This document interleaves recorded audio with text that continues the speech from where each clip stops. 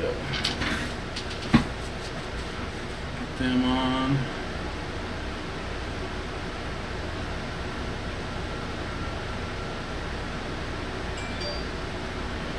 Yeah, we should be hot here real soon. Get everybody in. Live streaming.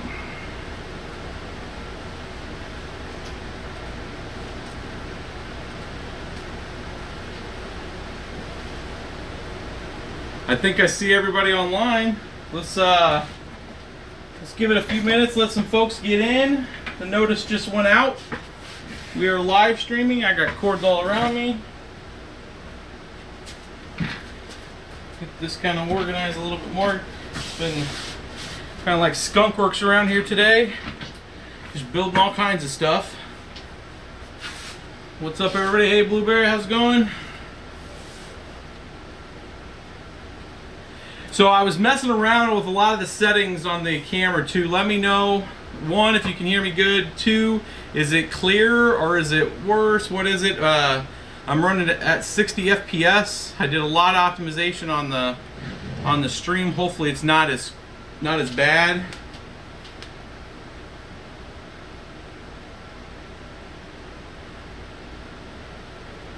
We'll let folks get in here. Got about 60 so far. Daily dose of mining. Yeah, evidently while I'm okay at building rigs and building awesome mining stuff, not so good at doing the streaming setup. So I actually went out to YouTube and looked up some things on how to get that set up correctly. I mean, we have a 4K HD camera. It's not like a cheap camera. And even though my internet's kind of meh, I should be able to get clear video, and I think a lot of it was just the way my settings were set up. They were just jacked up. I think I was only streaming at like literally like 1,000 kilobits per second, and I needed to have that at like 3,500. So I switched that, so it should be a little clearer. And I'm looking at trying to get this in the next few, at least the next week, probably simulcasting on Twitch. Just to have the Twitch presence out there too, so we can start bringing in some of the folks on there. We got some good stuff here tonight for you guys. I mean, bottom line, we've just been building and putting things together, and you know, we didn't do a stream last night, and I was sitting there thinking, I'm like, you know, I was going to do a few more builds, and instead of just getting everything ready and then bringing it to you guys, I'd get it partially ready and then take you guys through the rest of it. We got an 8-card 1070 rig here. It's actually a couple different, I'll bring the boxes over. It's the same 1070, it's just a couple different packaging of them. But the main build tonight is going to have, and sorry for the lateness, we're just super busy and I wanted to still try to get a stream. There's going to be a lot of people that are going to have to catch this after hours. We'll come back to this little guy. We're resurrecting this guy with some new cards. Some of you guys that have been following us for a while will see this case, and we may get to this tonight, we may not, but this is one of the builds. Kind of cool. It's a kind of a V-shape setup. These are the same kind of GTX 1060s that we built the other night. We got a few more of those, 6 more of them. I got some specs for this build for you guys if you guys want to try to replicate this one. It's just doing something a little different, giving them kind of a V-shaped look, kind of separating where they're at, and it's just like a little cube. This is a TB250 BTC board that's in this, and we'll do a little review of this one. 1,000 watt power supply. This thing's a little cool one. I just thought I'd throw it up there, show you guys kind of what we were building with that. And if you guys like that look and design, we used that case a long time ago on when the 750 Ti's first came out, back in the day in script mining. And we put the 750 Ti's in this case, and it worked out real well. I'll slide this guy over here.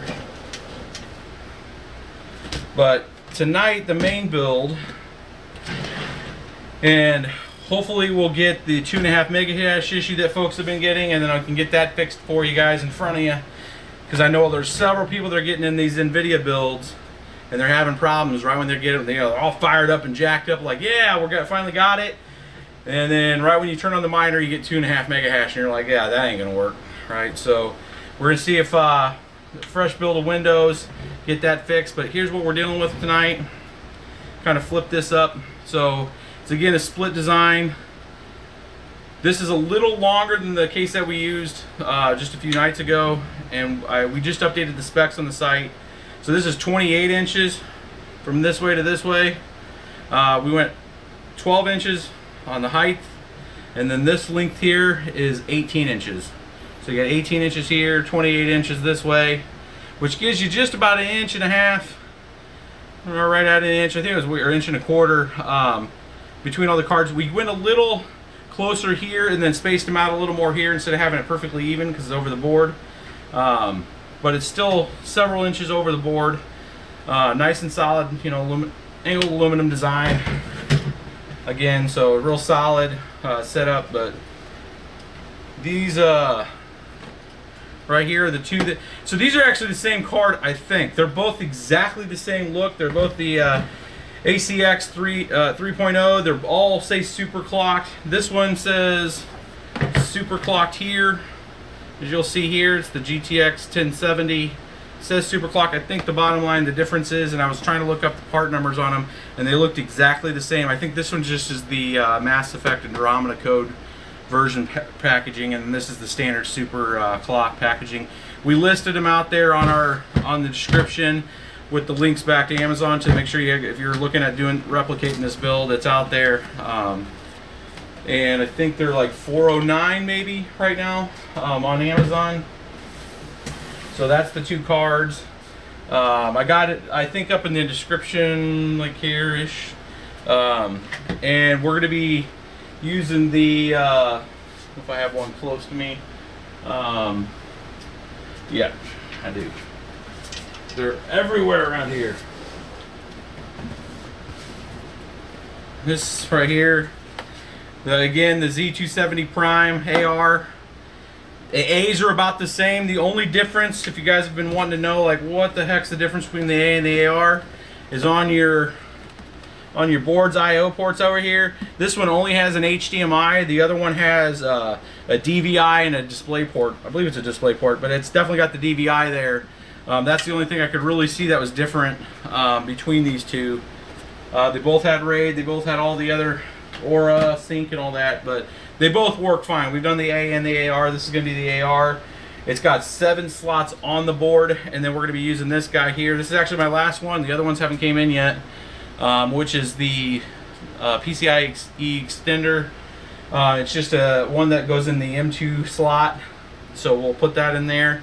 And I'm going to have the little small camera for you guys, so when I do that, you guys will see that whole operation tonight to kind of get that. I got a lot of good feedback on the last video where we just did a cradle to grave the other night.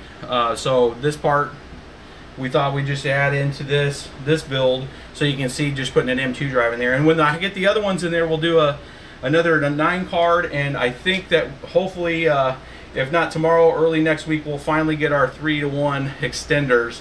And the second I do that, I've been saying this for 2 weeks, but they've been coming from China and it's been taking forever. I'm going to take as many as I can. I'm going to try to get 12 or 13 on a single board the second that happens. We're going to try to take, we have several of the same cards, and we'll put them all together and see if we can get a single board with like 13 in Linux for you guys. So we'll do that build in front of you.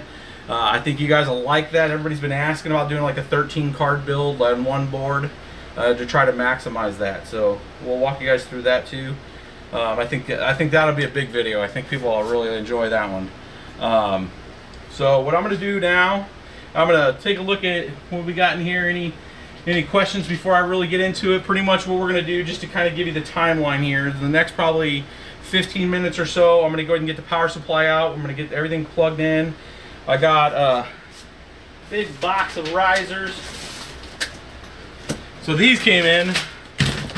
We got a big, nice box of risers, so I think we got more than enough. We need 7 of those for this build. That's what, 3, 4, 5, 6, 7. We got just a few in here. for some more builds. So, and these risers here, the version 7S, which this is kind of a sample kit I had them send me to make sure that these were good to go. If these are good to go on a few of the builds, then I'm just going to order a whole bunch of them. We'll put them on the website for you guys, and that way you guys have some to pick up from here in the States, because I know it's just been kind of a pain with some of the vendors here in the area. But this is the version here. You know what? I'm going to go ahead and activate that other camera, and I can get the close-up stuff. Get that done. No, gonna miss. There we go. I'm gonna get this one over. Sorry if this is flipping you guys out because I'm spinning the camera. Rip anybody that's been watching that. All right, so we'll get this one over here. So this is the version that we're talking about, and let me see where that's at. See if that can focus on that. Did you take the full screen? Is that going to kill the sound? Did I switch to full screen? It's full screen. I might have lost the sound. Oh. Ask them if they're on the sound. There we go. Here. Yeah, I don't have Jason over here tonight or any of the other BBTers. They're taking a break.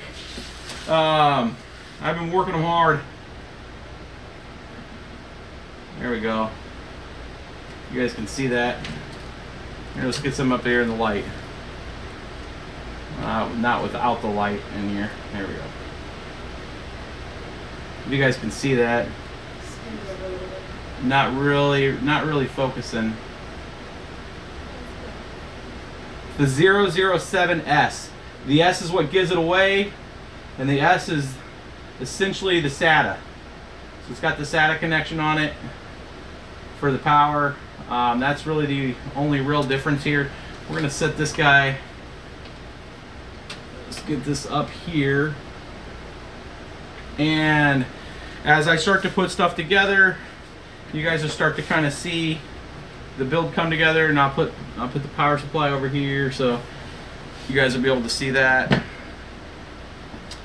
as I start to pull that. So as I start pulling things away, if you guys want to ask some questions, I do have Miss BBT in the background here helping me manage the chat, and if she's watching it, so if you guys got some questions and stuff as I'm starting to unbox the power and start to get this thing built, we can keep this kind of show on the road.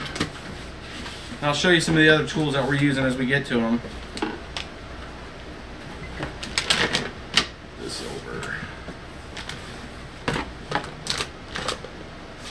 We're going to choose the, for this build, we're doing the 1300 G2, mainly because I'm going to need the rails. These have a single 8-pin connector, and there's going to be 8 of them required. Yeah, here, let me get rid of this, and I can scoot the rig down. Don't need the keyboard right now. They should be able to see this. We're going to take the power supply out of the box. I kind of cable everything up. We'll use that for all the extras.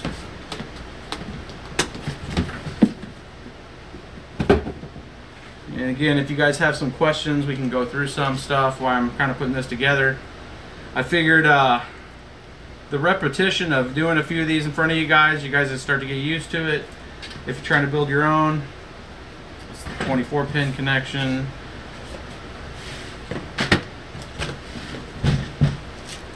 You know, ECJ really puts these things they're on their own little sleeve. Like we used to only get platinums back in the day, and it's just you're not getting any high-end power supplies anymore. You could split this to a couple 850s. That's as low as I would go though, because you gotta power a lot of risers off that first power supply. Because all the risers should be powered off that first power supply. You may not see this. One over here. Can I minimize the number? You just drag it? Yeah, just uncheck the. Hey, keep going. There you go. Don't need that one right now. So pretty much 24 pin I usually do first. We're gonna need enough of the VGAs to cover the 8 cards. Now I usually kind of put them together here, and then I slide it under, and then I unthread it and put them where they need to go. People do it differently. Some people put them on the card first and drape them down. I mean, it's really, you know, whatever you're accustomed to. I usually do this just because I hate trying to put these things in when it's in something. Plus, it allows me to kind of get a count of what I'm looking at here, because some of these things are doubles and I'm going to have to use them. I'm going to have to use the extension piece here from the 6 to 8. Because this thing has six VGA connections here for the rails, so we will have to use one of the extenders from one of the what I'm talking about that is you have the 8 pin here and you have a 6 pin here. We're gonna have to use a 8 to 6 or a 6 to 8 pin extender on this one. These don't pull a ton on the rails, so it's okay. I used to not recommend that if you were doing like a old 295X2, just because the rail requirements were a lot higher. We're gonna need one CPU connector, which I'm doing now. Any questions coming in, or is it normal crew? At what point do you need to declare your earnings? So, technically, and I'm definitely not a certified person for this, but the way that we've been doing it since the beginning, and until they change the laws and change it up, is when you send money to an exchange, at that point, we take operations expense minus the revenue, and whatever the net profit is, you pay the amount on that. So, you know, if we had bought a rig and it cost X amount of dollars, you know, $2,400, and it took it, you know, 4 months, and then it has depreciation because it's an asset, then I don't need this extra one. Then when we go to exchange, but if you're holding a ton of Bitcoin, and this is what's going on right now in the background, is a lot of people and regulators and folks are trying to figure out how to see how to capture if people have made Bitcoin and they've seen a lot of appreciation. The government wants it at each point that they've accrued it, and the time passes. They want from that delta. So if you got one coin and then that one coin accrued a change, like if you had one Ethereum in March of last year and it was worth $8, and that same one Ethereum now is worth $400, you know, the letter of the law, the way I understand it, is saying that you're supposed to pay capital gains on that. But right now, the only way for it really to work is if you're going through like an exchange and you're converting it to USD. That's the only way they can really capture it right now. And it's not that people are trying to be, you know, against the law. It's just the law right now is kind of shaky with it. They're trying to figure out how, you know, how they're going to do it. And the best way right now, the way that we're, you know, make sure that we're not in any kind of trouble when we go to cash any of that out just to pay for expenses. Does it count as capital gains or personal income? Well, the capital gains is what they say, because it's the classification of the asset. So you pay the 25% on that, and then that revenue would be your, you know, what you brought in. So it's just like property. So if you made money on property, it wouldn't necessarily bring up that. From our understanding, you know, from talking when we have done our taxes, we just do it as capital gains. But we hold a lot of crypto that, you know, not necessarily is going to be converted, you know, and I think a lot of people are holding it right now to figure out. And at that point, when you go to exchange it, that is when you're doing it. Again, we're not a you know, consultant. I would say consult with a professional. You know, we try to keep it straight and narrow as much as possible. You know, report it on taxes when we go to an exchange.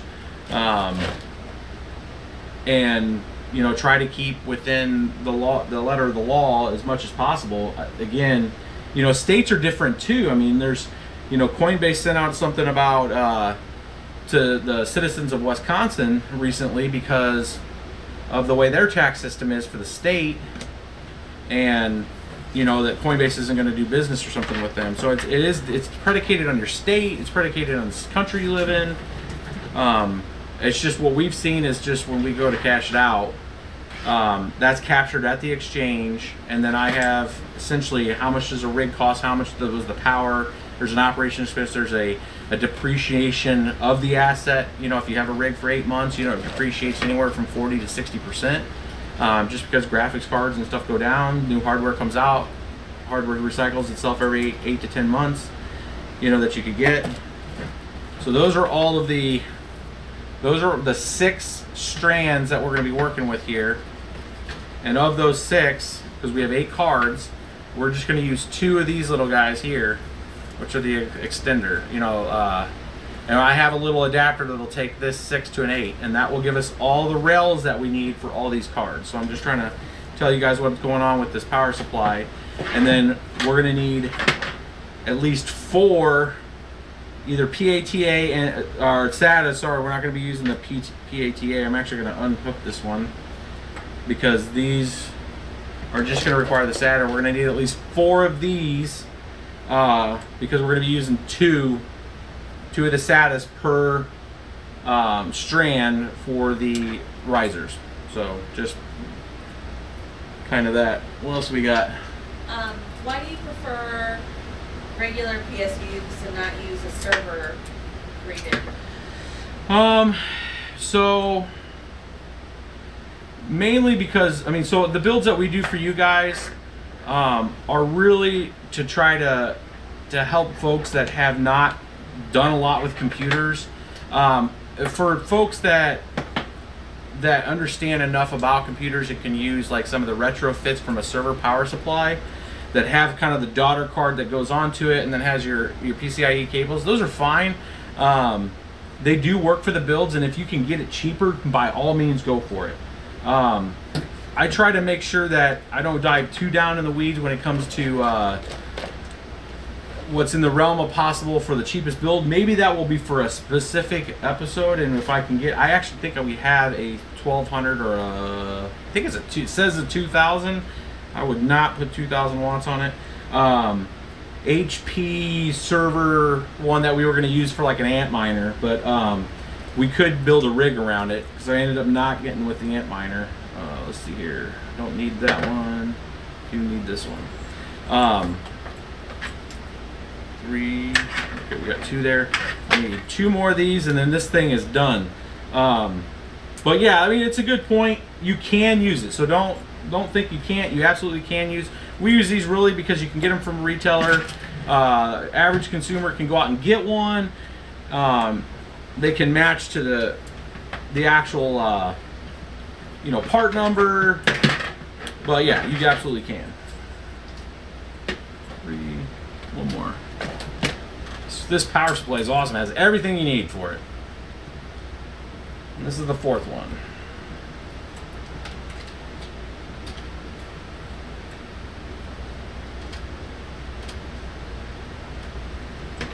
What coins are you mining right now? I got library going on dual mining and Pci, and we're doing Zcash on some of the rigs with the NVIDIA build, and then we got on the 1080s. So I got a couple rigs of the 1080, just the GTX 1080s, because we were able to get some pretty good deals on them. They're not very good for Ethereum. They only get about 25, 26, I think is my best one, and that's really overclocked. So we've been just doing Zcash with those, because they're almost 5,400 for 7 cards, 5,000 souls for 7 cards, which is not bad at all. It's actually pretty high for the 1080s. And then all the remaining AMD cards that we have are going for Ethereum. All right, I think we're good. Use those because we'll be wrapping this guy up, make it look pretty. We'll probably use that. Never know when you need some twisties, throw that in there. Take this down. Really, this is just prepping the power supply, getting everything we need for that. We'll slide that in the board here in a second. Like having these kind of bundled up for a second, and then I'll unbundle them once we get it in there. And then I'm going to undo these. I'm going to get all the risers prepped and to the side, and then I'm going to take you guys right through. I have not done anything with this board, so this is vanilla. I mean, we're going to throw things around. We're going to fire this up. I'm going to go through the BIOS. I'm going to bang through it real quick, get it all set up. And then the only thing that's kind of pre-done is that I have a duplicator here that once I start this this cable run, I'm going to show you guys this little duplicator, because I already have kind of a version of Windows built with some drivers and stuff on it, but it is not all the way updated. It's like a fresh build, and I just copied over locally some of the drivers for we can install them and set the cards up. And it's got the mining software copied over, just to really kind of speed up the live stream. Because I mean, I'm trying not to do like a 3-hour live stream with you guys on that. You guys already know to copy over some of the mining stuff. And we are going to do a live stream, I call it for the super noob crew, where you're like coming onto this and you're like, I have no idea what you guys are doing. And you want to know, like, you don't even know where to get the mining software and what mining software to use. I do want to do a live stream with that. I'm actually I think going out of town this next week. And when I'm out of town, I'll have my laptop, and I'm going to do a couple of videos when I'm out of town that is fully for the new person coming in. I mean, so it's going to be very set up. Let's see, let's get this guy up. For the new guy coming in, you know, and trying to figure out like his way in the world on which why would I use Nicehase? Why would I use Claymore? Just kind of this, Jesus, the start to finish on what mining software. All these SATAs, ridiculous. All right, let's slide this guy right up in here. I'm gonna flip that other camera on. It's not on, you guys can't see. Slide that thing tucks in perfectly right here. I think I'm sliding the camera with this, so you guys got to see that kind of come in there. So 24 pin, it's plugged in right there. Yeah, it'll move. Get this over, down, click. Gotta push that down and over. And then there's that. And then I'm gonna go ahead and get this little guy plugged in. Bring over.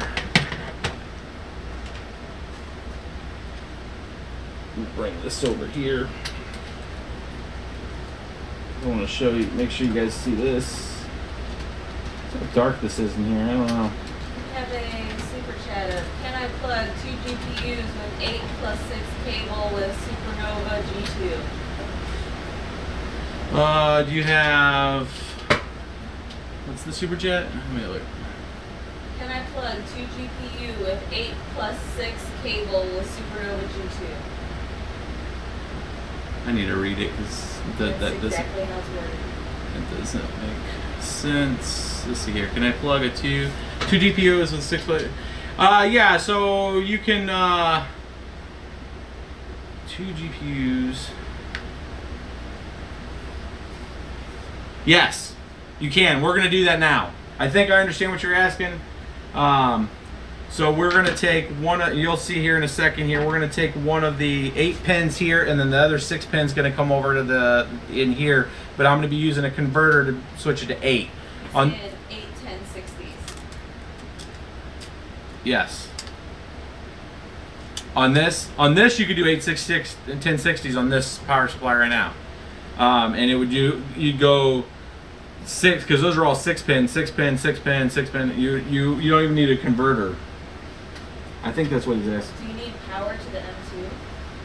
Yes, the M2 does need power, and yes, that is why I was actually plugging in one of the. I just knocked the camera over. it was mounted up on the CPU. We're gonna plug the M2 over here. I can't see this. If this is my camera got moved. So we're gonna plug that right in there. I'm gonna make sure, let me scroll up here because I was looking at the super chat. They can see a little delay with the chat, but I'm making sure you guys can see that where that M2 drive goes. So you can put the M2 in 2 different spots on this board. You can put it right over here. Man, I really hope that's coming through where you guys can see that. Someone else says M2 doesn't need power. I've always plugged power in M2.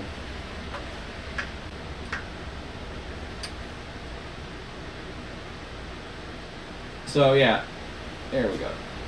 So that guy can go on the front part of the board here and go right there, or you can plug it right over here. So perspective of the board, that's the main 16X slot right to the side of that, between the 16X slot and the CPU can plug in right there. And then you can plug it. So on this one, I always just have it, do it the one over here, and then this little screw thing right here can go in and keep it down right there. And that's like a thumb screw. It's like a mini thumb screw, and it actually came with the last set of these. It came with these little thumb screws, and then this is the power for the M2. The reason why you do that is because these slots are pulling a lot of juice, guys. I mean, each one of these are anywhere from 35 to 45 watts of power. I would not, and this just provides some supplemental power for that. If you guys are plugging these M2s in and not plugging this in, I mean, I don't even want to try that, just because I know what it's pulling power-wise. And then now you're forcing all that power to come through this slim 2 slot. You're not supplementing the power right here. So I understand there's a difference between something working and then doing it the, the recommended way. Is that an M.2 to PCIe? Yes. M.2 to PCIe. This is how we're going to get 8 on this board tonight.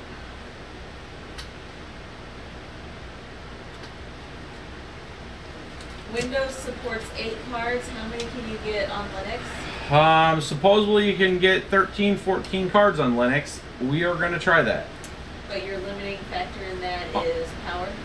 Limiting factor on that, I believe, is just the amount of, I think you're going to thread out the actual CPU at that point.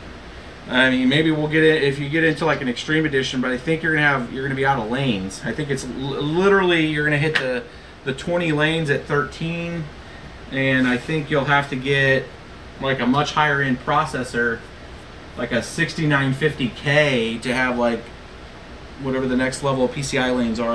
I don't keep track of that close anymore, but if it's like 32 or whatever PCIe lanes, I think you'll actually physically run out of addressing space.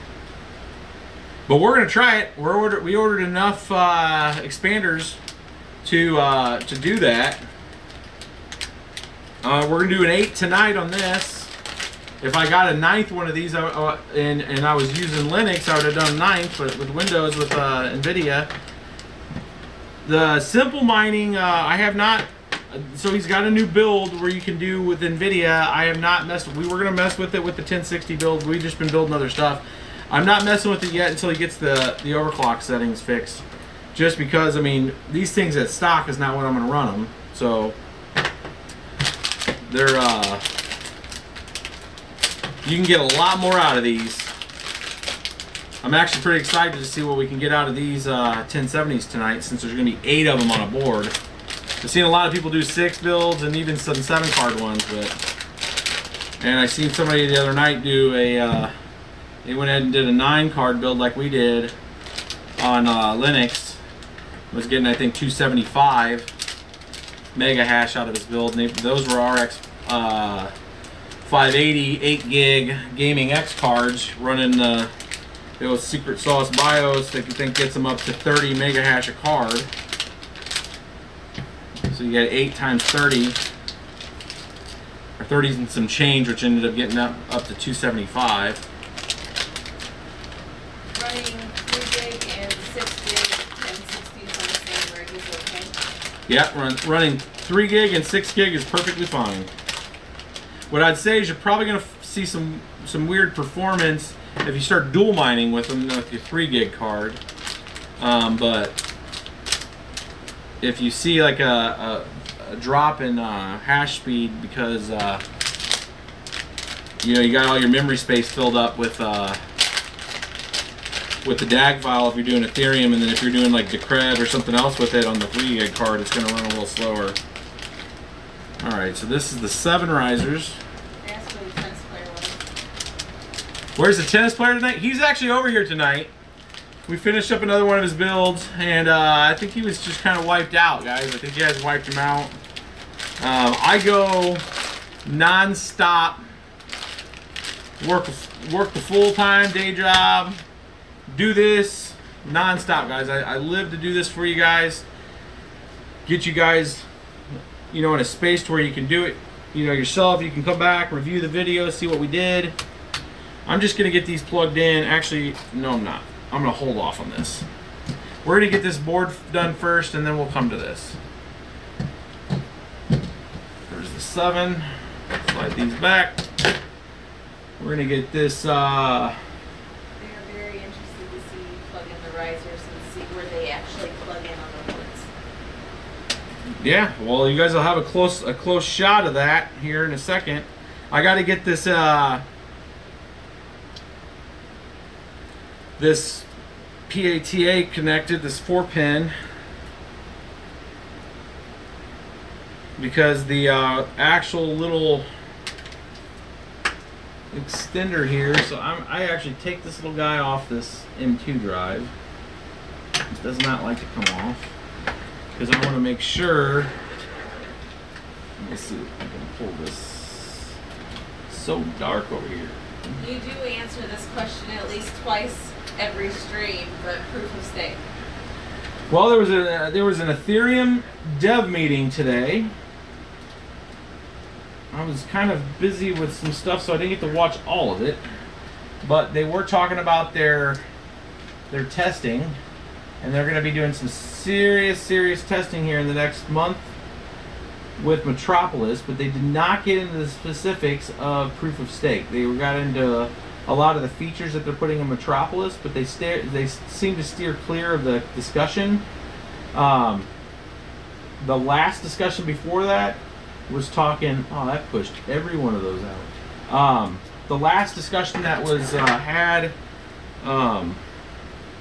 was saying that at the end of September, if testing went well, they would go hybrid. So you're talking October sometime in the beginning is the earliest I think that we'll see any kind of actual production implementation of a portion of her proof of stake, which in English means that it's not going to just go all proof of stake. It's going to blink one night and it's over. It's going to be discussed. It's going to be communicated from what I was hearing on that call today. Anybody else that was on that call, if you can speak up. It's actually hosted on YouTube right now. So this, guys, what I'm doing right now is this thing kind of pushed out, and this is part of the problem. And if any vendors or anybody from China is actually watching this, you know, this is just, quality is crap. So this is the extender piece here, and I probably have another one of these somewhere. And if this doesn't get right, I'm gonna look around and look for one. But this thing is just, they're not really mounted in there very well, and this is like one of the biggest culprits of stuff not working. So the way I kind of fix that usually is you kind of push down on them, and just when you're pushing it in, let them go in, but they're really not working. So what I'm going to have to do is push this in with my little mini screwdriver here and make sure that it's all the way in there. Where did I put that little guy at? Let's see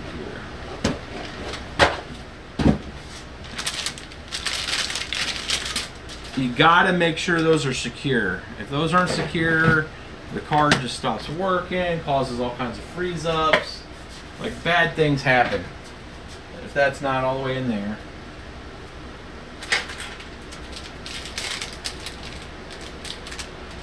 That's not an extra one. That's not an extra one.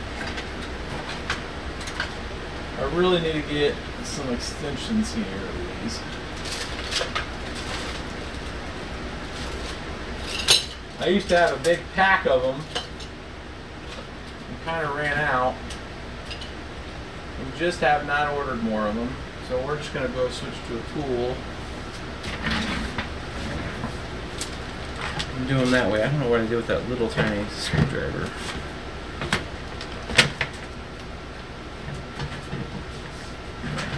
Where do you find the M2 adapters? There it is. You can actually get these the little M2 adapters on Newegg. They come shipped from China, so they take a cool minute. I ordered some on Alibaba, but the problem with Alibaba is your minimum order most of the time is usually like 50 or 100. So if you're only building a couple rigs, that's kind of out of the question. And I'll show you guys close up what I'm doing here. I'm just making sure that the actual pins are pushed down into the Molex all the way, where I know I have a good connection there. And then actually pushing that one back out.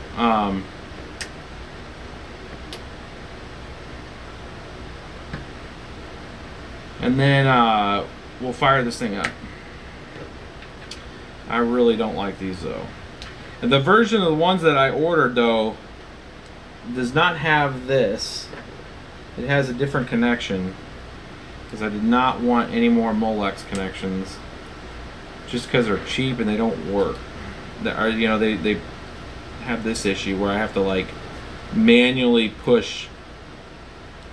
It's like you have one job and it's just to go in there and work, and pushing back out's not it. So I'm just kind of pushing, making sure that force feeding it into that connector, which it's still not working. I'm probably gonna have to have. Yeah, it just started folding out. Would you like to answer a super chat question? Yes, there's a super chat. Read one? Yep. Let me check. You want me to read it? New to the game, want to know where I can get riser cards for GTX gamings? What do you think is worth it? So the 1080 Ti gaming, 1050. or the 1050 Ti's get about 13 mega hash if you overclock them a little bit, 13.4, something like that, with a moderate overclock. The fastest I've seen is the one that we had, and we'll be showing you guys here maybe as early as tomorrow in the NVIDIA build that I was doing. Not just this NVIDIA build, but the 1050 Ti with the right clocks and the right setup, you can actually get those things up to almost 14 and a half. And I'm going to show you guys that tomorrow. So not too bad at a $124 card at 14. I mean, it's getting down to where cards are getting at the crazy spot. Those are a little better than the 460s. I have not tested the 560. We ordered one. We did order one of those, right? What? The 560? I think it was the 1050. No, we ordered the 560 4 gig. It's just not here yet. I think we did. It's supposed to come out. Yeah. Well, Miss BBT tells you. It should be here tomorrow. So yeah, they can't see this. What I'm trying to do is make sure. I bent some of these things when I was pushing this thing in, and I don't have too many of these other ones, so I need to make sure that that's here. It's all on there now. So all I did is those pins that go in there, I crunched them down enough to where when I put that in there, it's in there. And all of them are in. They're not popping. These wires are not popping out anymore. I need to make sure that those are all the way in there. That is absolutely vital, because if one of those things are hanging out, then this what I've seen is those things just start flaking in and out. It's like you boot up the machine, you're like, you see all your cards. You boot up the machine the next time, you're missing a card. You're like, what is going on here with your cards? It's not stable. Well, most of the time it's because the riser's acting flaky on you. What I've asked a lot of these riser companies, like this one that I've been ordering these for, is, they need to start offering 7-packs. You know, they need to send an extra riser with this. You know, they're going to charge the money that they do for these things. They need to give you an extra riser for the one that just doesn't work.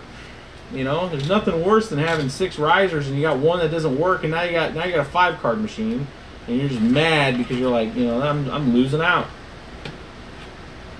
You know, they need to send you at least one extra riser on all these builds.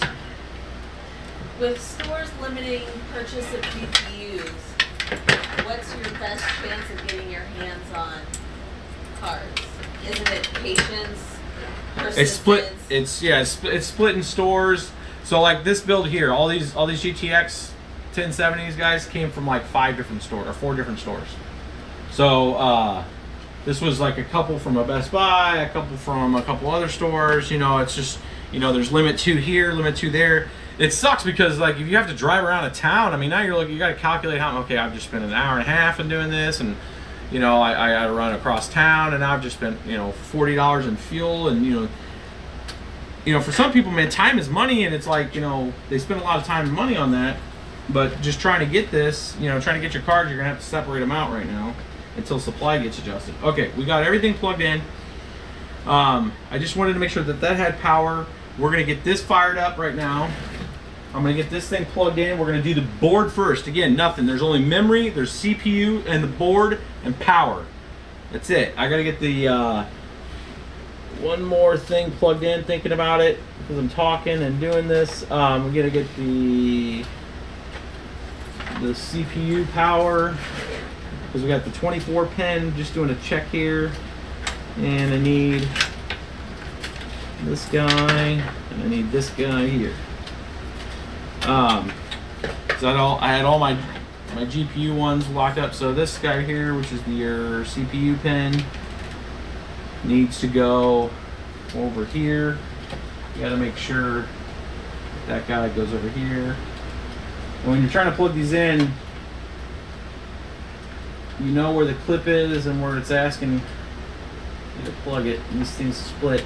The reason why these things split, if you've never done this before, is because some boards, some of the smaller boards, only need a 4-pin version of this. So they split. You can use that one cable. Alright, we got that. Again, I'm going to use onboard video for this. We got that plugged in. We got power. You need to read that super chat. What's the super chat? It's not a question. But. Hanging with the ogre in the basement, you're going to help me through. Yeah, exactly. She helps a ton, guys. It's always me and the boys, huh? You and the boys. Absolutely. Making sure that we're not too stupid. And, you know, keeping our eye on the ball on some of this stuff. I can talk forever. I love this stuff, guys. I'll sit here and talk to you guys forever, you know, but I'll look over and she's just like, come on, like, get to the point. You know, there's people that are losing life here. So I want to make sure that you guys get some of it, but I also want to make sure that it's at a fast enough pace that we're getting somewhere, but yet slow enough to where I'm not just flying over stuff and people are missing stuff that I'm doing. So right now we're just board's plugged in. It's got the 24 pin, the 8 pin for the board. We're gonna get power supply, some juice.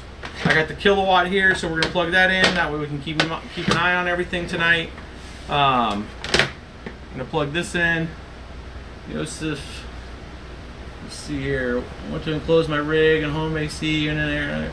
Do you think that will work? Will reduce power consumption? Enclose the rig and plug it into the Like vent and AC. Vent and AC unit over to it. Yeah, it'll be fine. So like if you look at some of the open air or closed air rigs, Roswell makes a $100 version of a closed case rig. You can do that and then just kind of vent cold air. You just got to be careful when you're venting really, really ice cold air in there. You got to look at your humidity, get a meter. My meter's on the floor. I'd show you, but you got to watch your humidity and make sure that you're not, you know, think of it like if you're if you're on vacation in Florida, or you live down there, and you have like ice cold up there, they saw a hand. Oh no! Oh no! There is a girl on the internet. But you gotta watch your humidity. You know, if you start getting like 50-60% because you're in a climate like that, and you got really icy cold air on it, you'll actually start to get some condensation with the heat of the machine, and you got to be careful with that. So I don't go straight cold air onto them. I get cold air around them, and then use a fan to kind of mix it up. But you don't want just like straight up like vent, just air conditioning cold air onto them.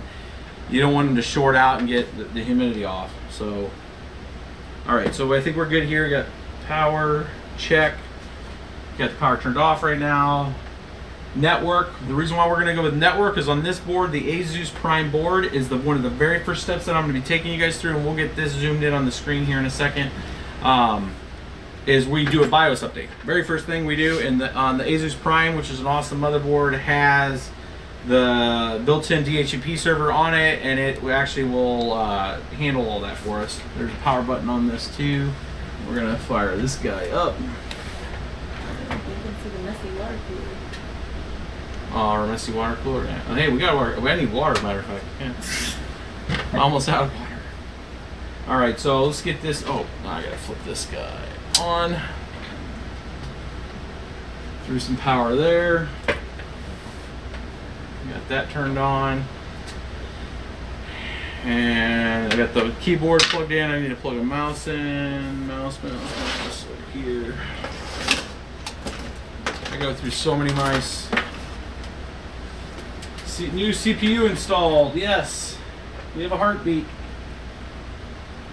Again, no cards are plugged in. None. Zero. Nada. The HDMI is plugged into the board directly. And very first boot up, F1. Is that in there? Good. Okay.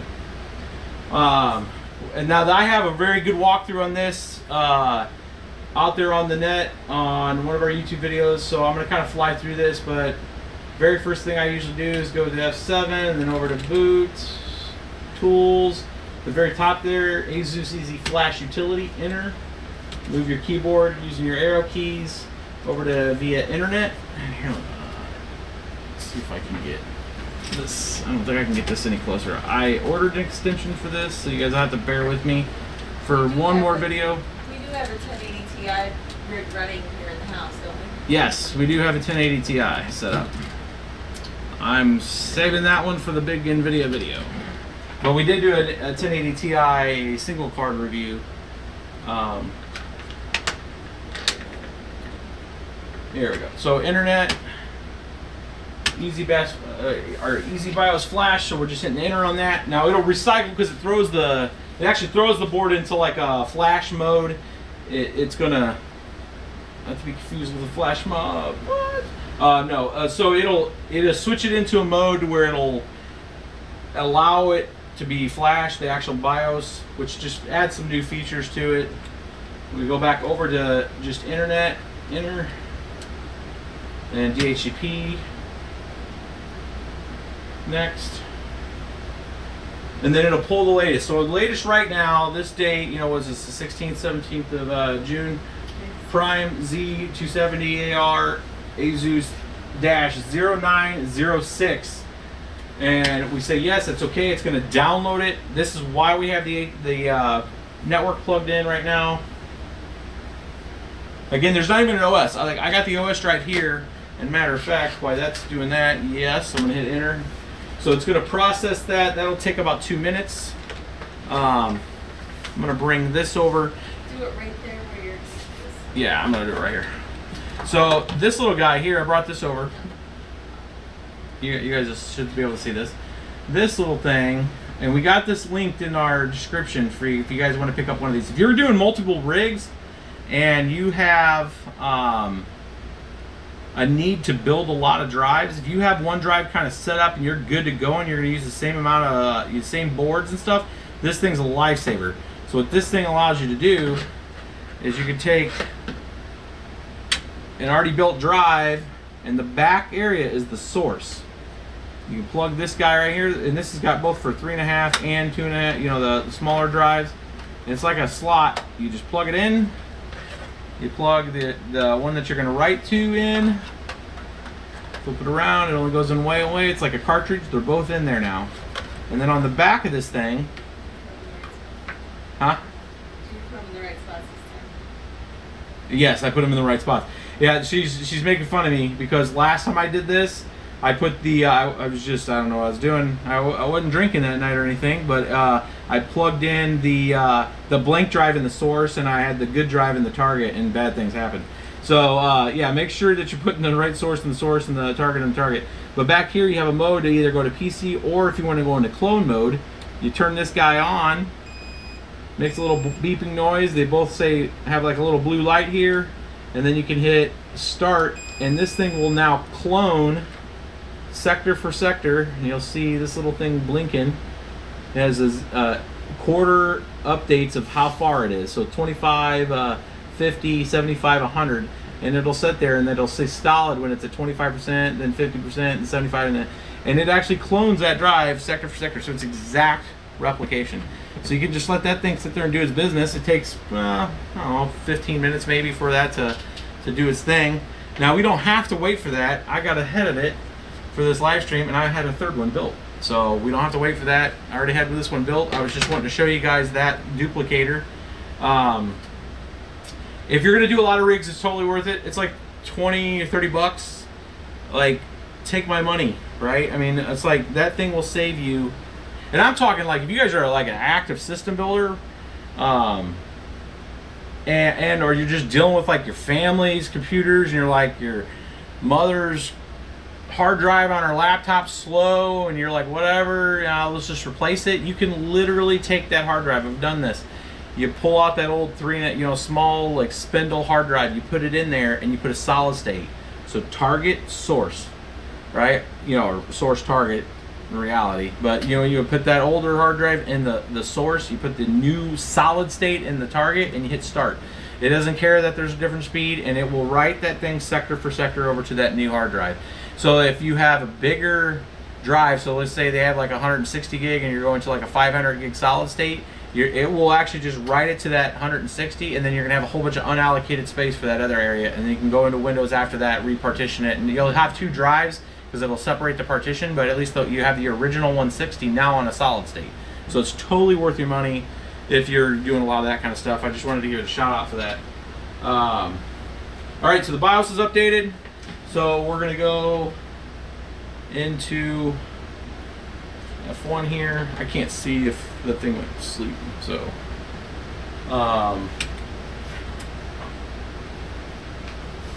and so from the BIOS we're gonna get in here, and we have to set this up. There's no cards plugged in right now, and there's a reason why, because I want to make sure that everything's set up in this right. So we come into this one. We don't mess with anything on the AI tweaker. This is for the, like if you want to overclock the CPU or anything like that. We're not going to do any of that. We're going to go down. We don't do anything in this first screen. Leave all those disabled. The system agent SA.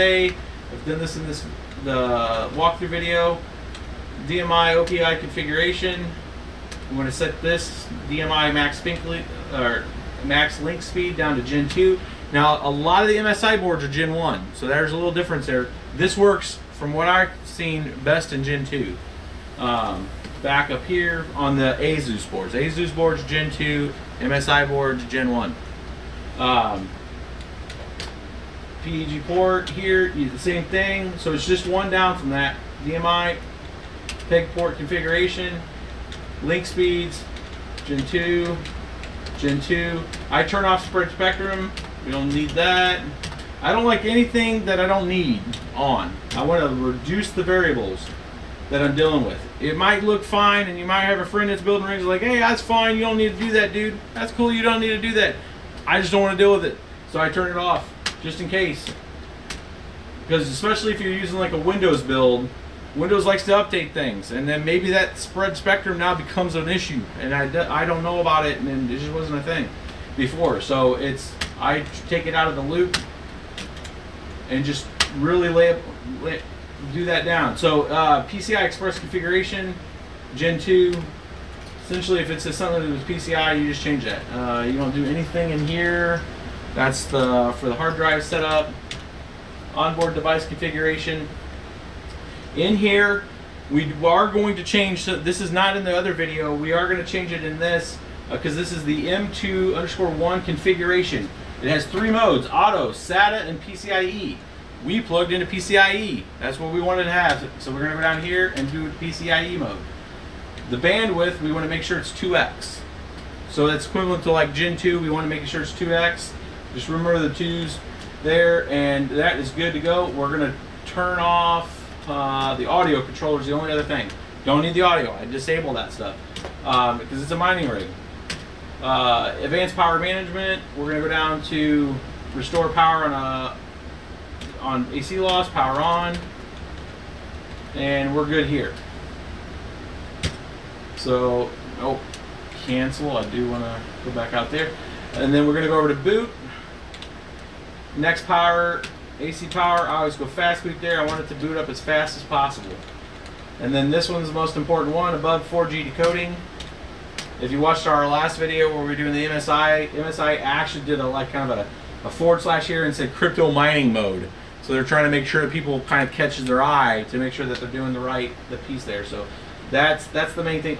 Bottom line, it just gives you enough system addressing, because back in the day you weren't going to plug in a graphics card. There was no reason for it. So that gives you enough memory space for settings that there's enough resources for enough cards to be paged to, essentially. So you have all that, and then you go over to save and reset. Or save and reset this to reboot, and then there's your punch list stuff. You're good to go. I hit OK. I actually let it boot up. It's going to throw it back into the BIOS, and then I power it off, because that way I know it's committed to it, and it's got at least got back in there. Well, I see a lot of people just hit enter and they power it off, and they have a bad write to the BIOS, and none of their settings actually changed, and they spent like an hour wondering what the hell went on, and they went into the BIOS and said, well, nothing changed. Let it boot, let it figure itself out, let it come back up, let it get back in here, then power it off, because you know now it's good to go. It took the settings. So now it's in the BIOS. I know it's good. I know it took the settings and it's good. I confirmed that it came back up. So you didn't want to just power it off and make sure, because if you just powered it off right after that came up and then you plugged all the cards in, you don't know if it originally would have rebooted after you did all those settings. That's why I'm telling you to do that. There's so many times I've ran into like, what's the problem? And it never took the BIOS settings. So now we're gonna start plugging in some cards. We're gonna do our little check where this thing's at, so you guys can see the speed of that. So right now, that little guy's setting at 25%, and it's bouncing between 50 to 100. Now again, we're not going to be waiting for that because I already have one built. So we'll make sure that we get the drive over here and plug that drive into one of the SATA ports. Really doesn't matter. I plug it on the top one over there. This is Windows. Set this kind of off to the side. I will give it power in a minute. And the first boot up, I'm only going to plug in 2 cards. I only do 2 cards on NVIDIA builds in the first startup, and then I'll stair step them after that.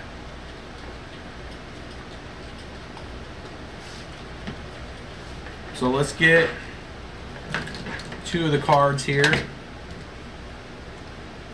Now I always start from the left and work my way over, because I want to be able to know where the card is on what riser I'm talking about. Let's see if I can get this to where you guys can see what I'm doing here with the risers.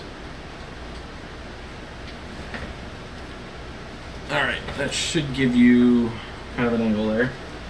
So we're gonna feed one SATA over there into that area. I'm gonna take this kind of top left one here. That's for the PATA. People are asking if they should be waiting for Vegas. No, don't wait. Don't wait for anything. If you can get cards, if you got access to cards, get them now. Vega, I mean, when it comes around, and let's say it's 3 weeks from now, you're 3 weeks into paying. Right now you're on like a 6 to 8 week window right now to pay off a rig. You're gonna be halfway through your first rig, knowing that it's working, and who knows, like Ethereum goes crazy again and jumps to $500 just because speculative marketing gets it in there and something awesome happens and somebody talks about putting their stuff on the public chain, and now you just would have had 2 or 3 coins by then. If you got an opportunity to get cards right now, don't wait for Vega. There's always a new thing. There's always a better thing coming out. It's just about when you get in. These cards right now are doing good and doing great. All right, so we're gonna pull this over one of the SATAs. We're gonna plug in. I kind of doing first and last here is the way I do that. First and last. I'm gonna plug this guy in,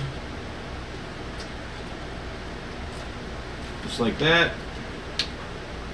And then we're going to plug in one of these guys. You had your choice of 1070s or 1060s. They were sitting on a shelf ready to be purchased. Which one would you buy? Well, it's kind of a... Both. That's kind of like... No, that's like... Here's my opinion of the 1070s and 1060s. You have a chance to buy a V6 Mustang. Well, the Mustang's a horrible... And I used to own one, so I can make fun of Mustang owners. Let's say, yeah, I'll just use a Mustang. A V6 Mustang or a V8. And the V6, you can have it as EcoBoost, right? Or you can, make it fast and turbo and all that cool stuff, or you can go with the V8. You're going to spend more money, and it's going to go faster. That's essentially what's going on right now. It depends what the application is. If you're, if you're going to try to dual mine and you want to get maximum potential performance and spend a little more power, it all comes down to cost. If you can get them if you can get these, like these were $409 a piece, not too bad. You get a 6 gig 1060 and you're paying $300 for it, I'd go with the 409. The 409 1070. But if you're having to pay $500 for a 1070 because there's nothing available around you, and you can get the 460 for $279, the 460 makes sense. So it really comes down to price, and it comes down to what your overall power platform is going to be, and what you're going to need. The 1060s, you can go with single 6 pins. The 1080s, you're going to all have at least 8 pins. And some of the 1070s have a 6 and an 8 pin, on per card. Like you're going to go with the Zotac, that changes your entire power requirement. Now you're definitely splitting it to 2 PSUs because you're just not going to have enough rails. Can you scoot your little camera to see from the top down? Yeah. Yeah, you guys like that top? Yeah, there we go. Let's do this type of show. Sorry if you're watching this camera, look away! Alright. He says the 1060s, he's in New Zealand, are half the price of the 1070s. Then go 1060s, no question. I'm trying to get this thing to mount, and it's... Alright guys, I'm going to have to leave it here. I'm sorry for moving it so much. It will not, for the life of it. There we go. Let me just set that thing out to go to sleep, but yeah. Alright, so the first card to the left, I got in the first slot here, and I'm going to plug in the next one right here. I go with these first 2 slots. On the BTC Pro boards, I did the same thing. On the MSI board, for whatever reason, I had to plug it in the 2 16X slots. I don't know, it just was really being finicky when we were doing some builds with it.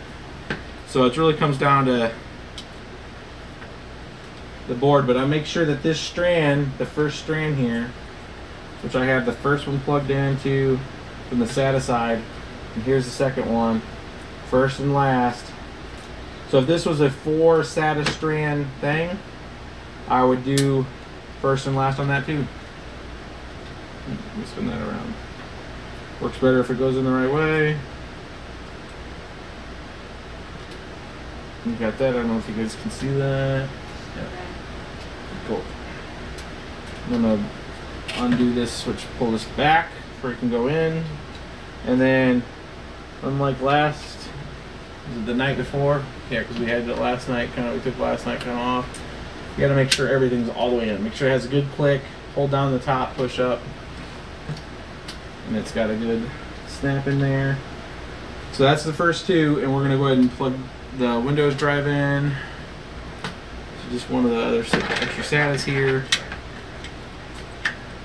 Now after I get the drivers loaded and I got the two cards, and I'll actually get the two cards working, I have everything good to go, and then I'm gonna plug in. I'll actually probably just go ahead and plug in the rest from that point, and then it'll just sort itself out. But I like getting the driver set up. I don't like setting up drivers with like 8 cards plugged in. It's actually faster if you just work with a couple cards and it sorts itself out from what I've seen. So we got those in, both cards. Ooh, these things light up pretty. You guys can see it's all lit up right there. These are good looking cards.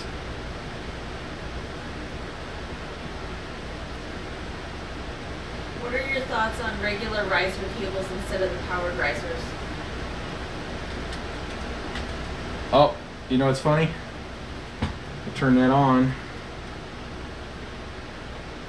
and I did not have VGA plugged in. Rookie mistake! What did I say? What? Regular risers over the powered risers? Ribbon cables? We've done a ton of stuff with ribbons. What's up? That was close. I'm trying to get this set up where you guys can see kind of this. So I'm going to unbind my stack of cables here to get the first few cards plugged in, and I'm going to run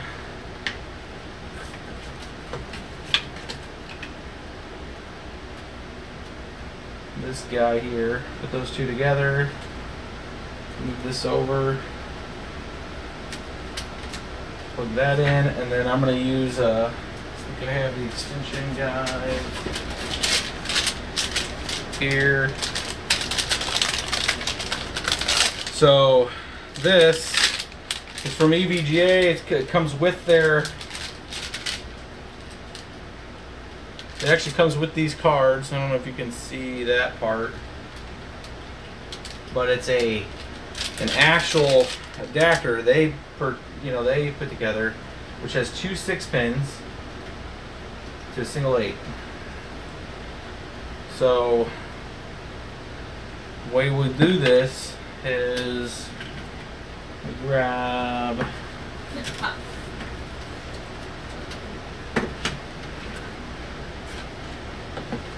next one here, and we go to the third. So we have a split cable for the first card. We skip the second card. We're going to go ahead and plug in this third card just from the power top part here. And then these two little guys right here. Here, so give it kind of a top view here. Let's see if you guys can see this. So we'll have one of these things going on. So we skip the card, and then we'll plug that adapter right here into these two, which will plug into this one. So we'll go ahead and plug this one in, and then You said you never answered the ribbon question. let's see if I can get this one. Which one? The ribbon over powered risers. Oh, I have no problem with ribbon cables. Powered risers have came a long way. Ribbons really not too many ribbons have let me down. It's just the ribbons will burn up if you put too much juice on them and don't power them. Like, I mean, I got one right here. You know, this is the model that I used to get a lot of. The ribbons, you just gotta really watch the connectors here. I mean, they kind of will fray out, and then especially down here, they'll start to come loose. But I I've had so many rigs on these ribbons and been perfectly fine. There's just been a lot of people that are rough with them and just trying to snap them on and tear them up. But as long as you haven't done anything, you know, the old R9 series didn't pull as much from the board. It pulled a lot from the rail. The RX series pulls a lot from the board. So you guys can see how we got that connected now. So you see this little 8-pin, 6-pin to the 8-pin, and that's right from VGA, right from EVGAs. That comes with each one of these cards. There's one of those that comes with each one of these cards. So we got that going there. And since we got that already powered up, we're going to go ahead and feed this one too. We'll go ahead and go 3 cards with this one to start. I usually go 2, but we'll go ahead and go 3 with this one. Just because I don't like leaving a card powered from the top on that's not initialized. Just habit tells me I need to make sure that that's plugged in.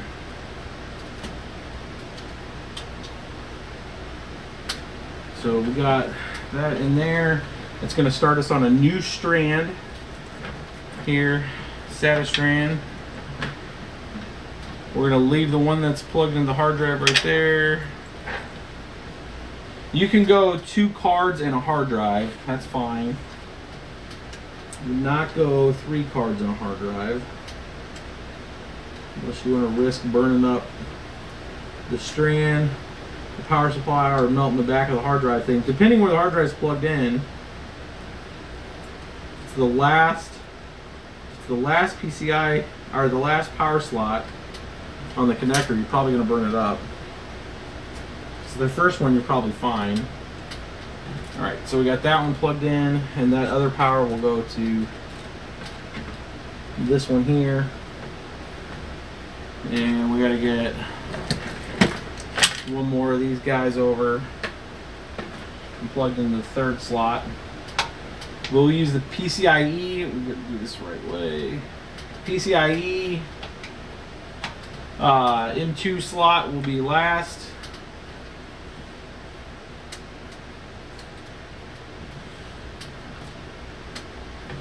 Alright. All that's in. Let's see here, that thing was kind of balancing on the CPU. Let's see if it's hitting. Nope. Why are you using an i3? Because we buy a lot of the processors and motherboards from our local micro center. It kind of helps those local guys out versus ordering them online. They get their incentives off of selling motherboards and hard drives. That's just the way they're incentivized, and I try to take care of those guys. I mean, they you know, they deal with a lot, and I mean, can't imagine it being a rough job, but I mean, it's, you know, we try to take care of them. So what we usually go with there is what's available. So if the i3-6100 is the only thing there, then we'll pick that up. If there are like G4400 Pentiums, that's what we'll use, but there just hasn't been any.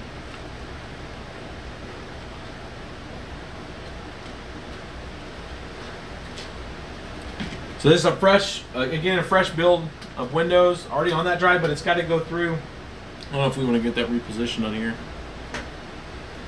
This is we're gonna get. It's gonna go through its normal settings, and set all of its basic stuff up right now. The hard drives are almost done. Oh, they're done. That little beep there is them saying that we're complete. So you turn that off. My Windows is figuring itself out. I can answer some questions. Wow, we got 390 people on, man. That's awesome. All right, so if anybody in this chat from the Barnacules channel and his live streams, Barnacules threw out a good shout out for us a few days ago. See if there's any of you guys are from his channel.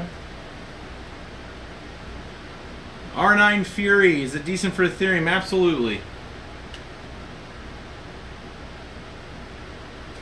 I think I had the Fuji XT chipset. Nice. Oh, those Barnacle guys. You guys got a shout out, so you guys came out here and seen us. You know, he was telling, he was asking, you know, he's like, well, he's going to keep his eye on us and see if we're a legit channel. You know, you guys got to report back.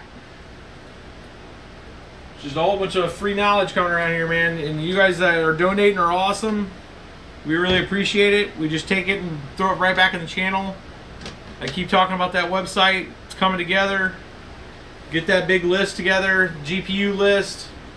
We've been working right now on getting that API call to where we can have all the GPUs out there on the planet.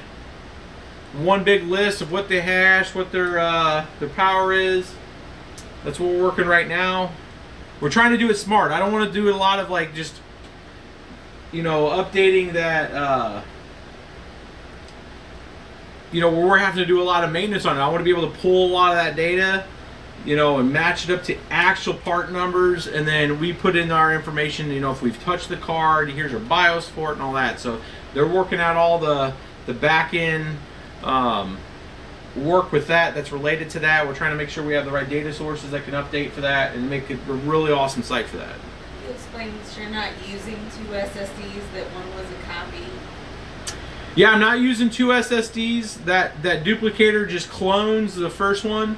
We're only using one SSD. It's and that's just to have Windows on it. I just clone an existing drive that has Windows on it, and some of our toolkits that we use. It just makes it a lot more simpler, and just speeds it up. I mean, if we all sit here for build Windows, I mean that's like watching paint dry. I mean, I can answer some questions when that's happening, but I think a lot of us have seen Windows Why do you only fresh. have 2 or 3 GPUs plugged in to start? I always start with just a couple because Windows has got to sort out, because this common build that I have has both AMD and NVIDIA drivers on it.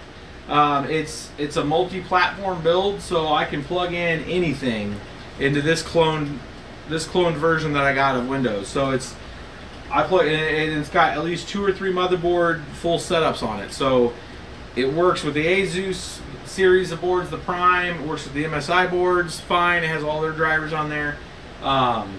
And since it jumps, you know, the last time I had set that drive up and cloned it was on the AMD setup, so I didn't want to put 8 NVIDIA cards right out of the gate, and while he's trying to sort his business out, we're going to go out there and check, make sure that it actually seen these. If it gets that all set up and it's working properly, I plug the rest in. Let's take a look here. It looks like I got 3 1070s. They've sorted themselves out. And that's got the drivers that we're using is 283 or 282.33, I believe. Going in here to check that real quick. NVIDIA display driver, yeah, 380 or 382.33 is the version that we're using. What are all of the programs that you preload there on your desktop? Yeah, I'll show that. Did we list this as the i3? Because that we put a different processor in this, so we'll have to update that build. So the processor is actually a G3930. So yeah, we did use a cheaper processor in this one. We'll get that updated in the description. I noticed that when I was going through, and this is an 8 gig stick of memory. We got them, I think, down to like $64, so I was like, I'll just put 8 gig in that one. But yeah, this is the Celeron 3930. It was one of the cheaper ones that we could find at the time. I think this is a logical processor. Yeah, this is just a 2-core, 2 cores, 2 logical processors. It's actually just 2.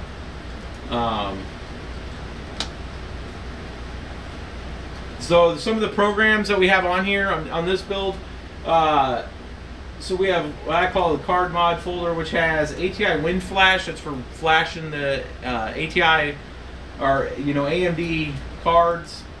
DDU, which is the display driver uninstaller. which essentially will pull all the drivers off. We'll make sure that that's uploaded if we need to. Polaris BIOS editor, that is for modifying the BIOSes on the AMD cards, and then the ATI pixel, what they call the pixel patcher. Essentially, if you're modding the BIOS and the driver, when you reboot, sometimes the cards won't be showing up anymore because it does essentially a signature check against the driver and says, "Wait a minute, I don't know what that is. That's not a legit card," and it'll kind of suspend that driver from being used and let the piece there. So the pixel patcher essentially goes out there and does a driver signing on it and says it's good. You have to reboot, and it fixes that kind of issue from the actual drivers working after you've modded your ATI cards or your AMD cards. So that's kind of the card mod folder. Under the ATI WinFlash, I keep not on this build. We used to keep a kind of a root of a BIOS. All the BIOSes that we have, kind of our collection. That's actually on a server now. I had some BIOSes that we had done before, just kind of out here. And then we have the EVGA Precision for the EVGA cards. If you're doing 1 or 2 cards, Precision's okay. It doesn't really read well after 4 cards. You got to use MSI Afterburner for that. So we got MSI Afterburner here, and then we got Sapphire Tricks for the AMD cards. And then we have Hardware 64, which is the hardware info 64. You can press that. Sensors only. That's that kind of deep search on sensors for if you really want to see, you know, how much memory, graphics memory is being used, you know, how hot is it getting, what's the voltages. It kind of keeps track of that. It also keeps track of, you know, if there's hardware errors going on. You can kind of keep a deeper review of what's going on. You can see a lot of that also with like GPU Z, which is another one right here, is on here, which kind of gives you a you know, look at what kind of memories the cards, like these current cards that we're looking at are Micron memory, DDR5, the GTX 1070s, and it's got a little sensor bank here too, which shows you kind of load and all that kind of stuff. So all things that we'll be using here in a second here, by and large, to review. And then we got the latest Claymore version. And you gotta love Windows. Windows lately has been deleting ETH and the cred miner 64.exe because it thinks it's a virus. So that's always fun. You gotta go in there and put an exception on that folder if that happens. But what we're gonna do right now, just out of the box, make sure that they're running. Is there a way to share your clone? Share the clone. I think it would be breaking Microsoft's EULA because I'd be distributing Windows 10 then. I'd love to. If we had a Ubuntu version. So I got a couple of developers working on Ubuntu versions that can run the NVIDIA cards. It's kind of a backup plan if Simple Mining doesn't work, and we want to put it out there on our site. It'll be our own distro that we're working with. I'm having them try to put some like BBT logos on it and stuff. But it'll be just for NVIDIA distro. It's right now, I'd call it in beta testing. So I see the 3 cards, those are kind of working out of the gate. So that's fine. We'll get into numbers here in a minute because we're going to juice these things up. Shutting this thing down. I'm going to go ahead and plug the rest of the cards in now. Looks like the drivers have sorted itself out.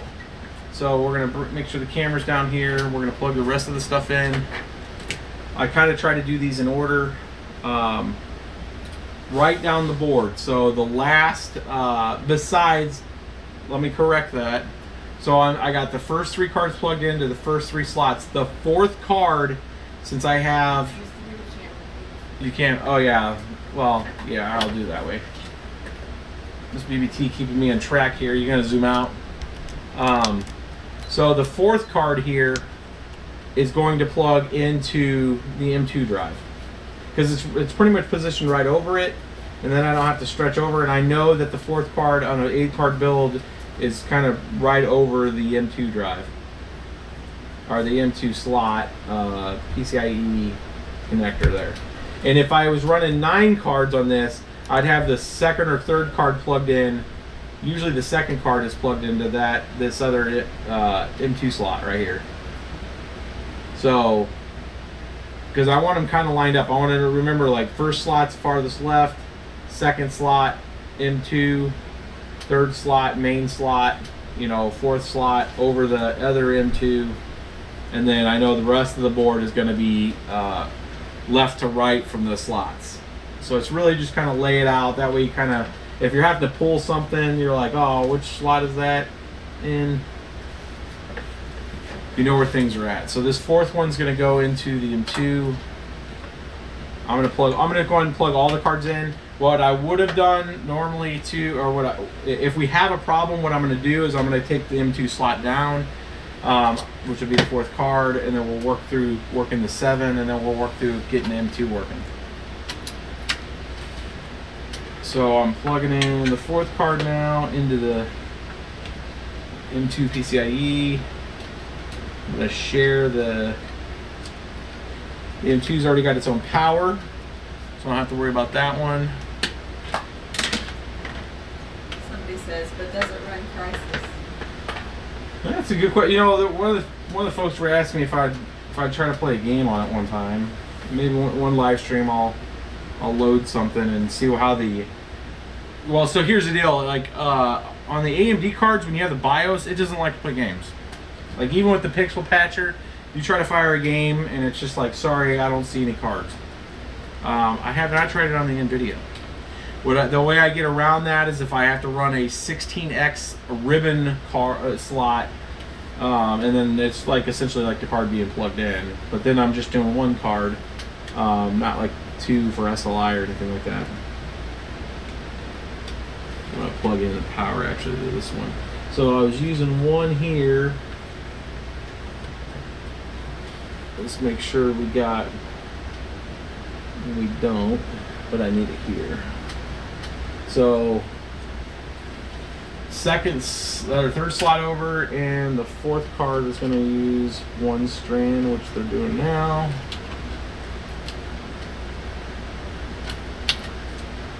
And just to make sure I'm good to go, you just kind of think of it when you're putting them together that you have input, output, power. Input, output, power. Have I done both? Have I done both? You know, do I have the lead going down to the slot? Do I have power into it? And just walk yourself through it, because I can't tell you how much time you'll spend when you're trying to figure out, like, wait a minute here, why isn't a card working? You're sitting there wondering, you're pushing risers around, and the whole time it was unplugged. We saw that on our build this week with the other mic. We just had a few things unplugged. So this one I'm sharing with where the SATA drive is, plugging this one in. And then I gotta come back in, I'm gonna plug the power in across all these. And then once we get everything working, then we situate all these cables, make them look pretty, zip tie them all up.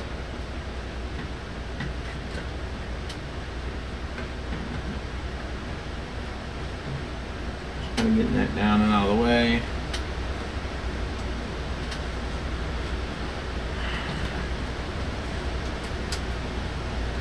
Two, three.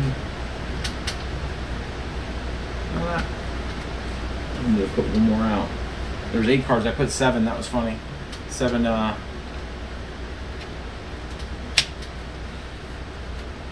Those.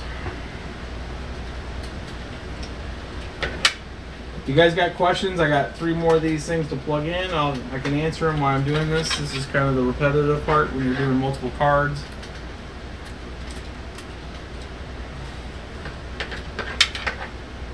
Another SATA strand here. I need to take this one here and plug.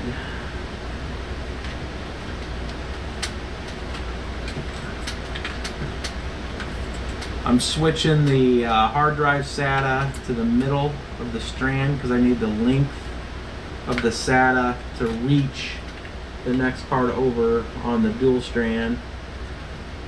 There's 3 slots here.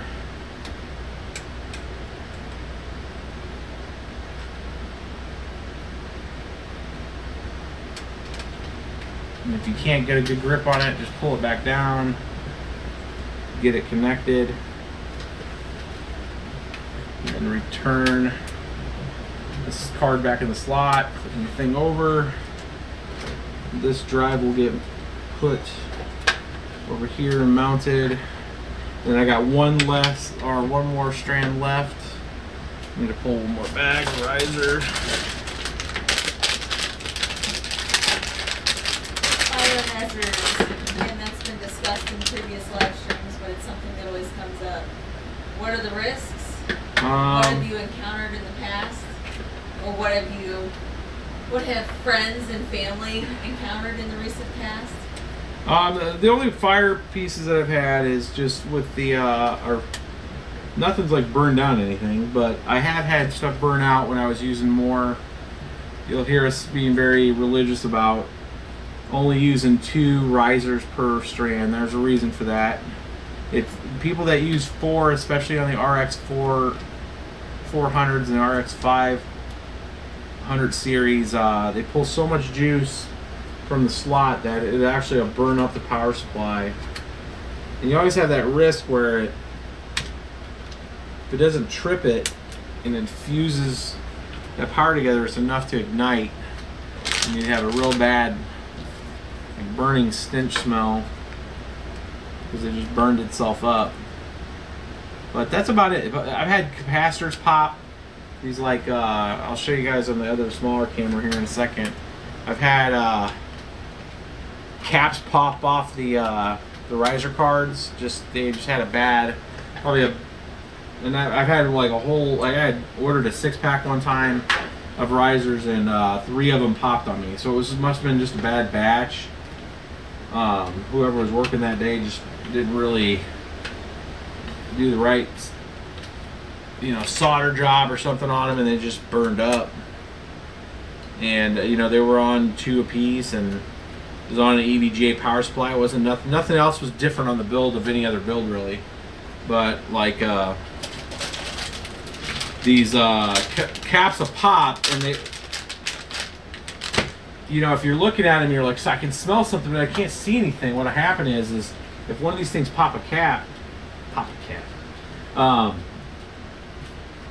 like the shielding will come off, and then it looks like a roll of black tape, and it's kind of like got carbon paper type of feel to them. But the cap will literally pop off, and it'll just be all black, and you'll see residue around it, and it literally will. Usually the first or second one's the ones that go when they pop. So if you have that smell on the riser, most likely it's just the riser. Usually, I've only lost 1 card in all this.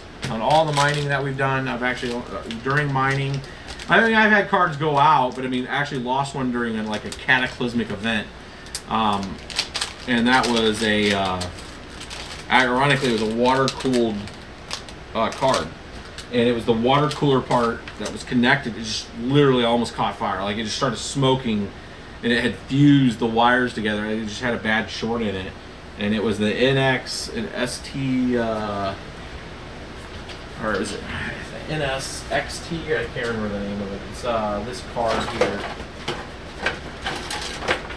That was the water cooler. It was an aftermarket cooler, and then this was the card that it was on. Which the card I think is still fine. I actually plugged this in through a small little heatsink here just to make sure it didn't burn it up. And the card posted, so it actually didn't burn up the card. It just burned up the cooler that was on it. This is a, what is this? R9. Here, I'll show you. If you guys can see that or not. R9 290X, 4 gig. This was a Asus, and this thing's actually still, I believe, still works. So it's just to burn up that cooler. But that's the only victim I've had. I've had fans go out. I've had everything else. So when people say, "Oh, my card's dead, it's out," it's probably not your card. Very unlikely unless you bricked it. You got a super chat? Super chat! Thanks for the support.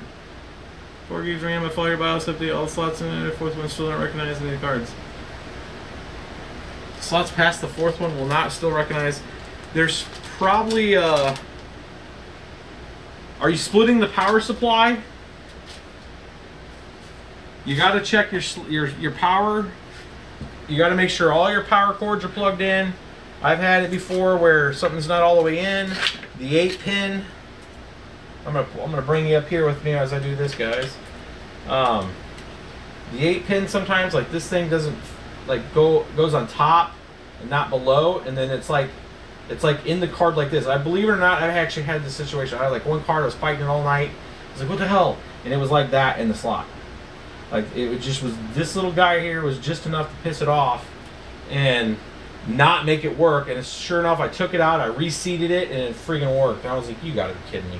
Spent all night messing with this damn thing, and the whole time it was just the fact that that little thing was not feeding enough. Because right when it started to get a load, it just didn't have what it needed, and it just started dying on me. It degraded. It went from like the speed that it should have been down to like 15 mega hash, and just kept dying, and it just stepped the card down to where then it finally just crashed. And that was the actual reseating of the power cable, supplemental power cable fixed it. So stuff like that could be it. We're going to see right now when we plug the rest of these in if we have any kind of issues like you're saying where you've had it go out. Am I not going to have, I don't have, because we use that splitter. This thing's running out. I don't think we have, let's see here. I need another dual. Or I need 2 more duals. Should you mention if you were not around when the electrical was running in your house or being ran in your house, that even though the fuse box shows a 20 amp, that sometimes the wiring is not 20 amp? And maybe it would be a good idea to have an electrician inspect your lines if you're having issues. Yeah. So we're citing friends' local experience. So we had was helping out a local friend with their setup, and their it was the receptacles were 15 amp. The lines were on a 20 amp circuit. So you got to be careful. There's actually load balances that you need to have on. If your receptacle's only, like your 110 that you're plugging into in the wall is only a 15 amp, even though you're on a 20 amp circuit, like you go and you look at your actual circuit and it's got a 20 amp fuse in there and your line is 20 amp, but for whatever reason, whoever installed your stuff put a 15 amp receptacle in there, and then you start running 20 amps through it, it will literally burn up that line. And we've seen that with where somebody in a room had 3 separate 2 gang outlets. Plugged a rig in on, if you followed the strand as it came from the connection from the fuse box into the room, and it was the 3rd one, it was the one at the end of the line, is where the rig got plugged into. It actually started burning up the first receptacle, stuff that was plugged into it. So you got to watch for that. Got a few super chats, big super chat. How do you determine a diversity in your mining? Is difficult rising in particular concern? I mean, difficult's always a concern in rising with the coin, but the prices outseeded the difficulty is a lot to 1. You should always hedge it if you can. You know, have some doing Zcash. I mean, you could throw everything you got and all your eggs in one basket and try to get as much ether as you want. But you know, taking a little bit here and there, doing the dual mining if you have the cards to do it is always good. So diversify it as much as you can. I mean, you know, Psicoin is looking good. You know, there's a few out there. We're mining all 4 different coins, 5 different coins right now. I'm sitting here looking at this right now because I got to make a configuration change. So this cool adapter is good, but I needed to do, I need the dual 6 pins to do their job with a 6 to straight to an 8. And I'm trying to think if I actually have any more of those. I do have more of those. I have to pull... I have to go grab them, but I'm gonna have to take I'm not gonna be able to use this EVGA for this one power supply, since I'm only running one power supply to this build. I gotta use each one of these 6 pins directly, straight to an 8. They do not, these cards should not pull over pull that rail. If these were 1080 Ti's, we would not be doing this. So what I'm gonna do here, this one's gonna go here, this one's gonna go here. I'm stair stepping all these down one, because I need to leverage those 2 extra pins. And I'm going to be using a little adapter. I'm going to show you. I bought a couple kits of these that switches it over for us. Can all cards dual mine? All cards can dual mine. Some are just better than others. Cards that have more memory. The 4 gig cards don't do as well as the 8 gig cards. And that's why the 6 gig cards for the 1060s are nice versus the 3 gig cards. But man, it's hard to argue that 3 gig card price and the pricing that's going on right now. So I'm just switching all these down one because I'm gonna have to go here and I'm gonna have to go. So this right here, I'm gonna have to go here with the adapter. I'm gonna have to go here with an adapter. Then I got everything good, all still on this one power supply. I'm going to grab those real quick.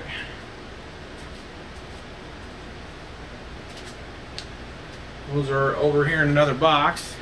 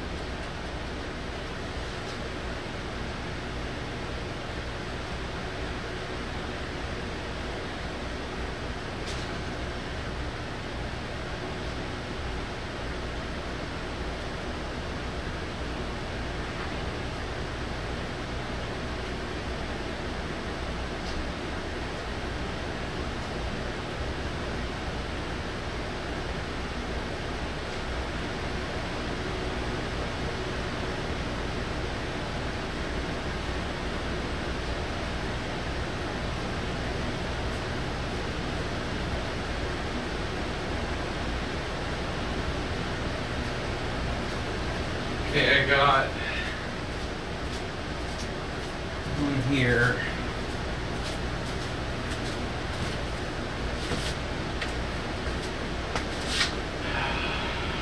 Hoping I have one more of them.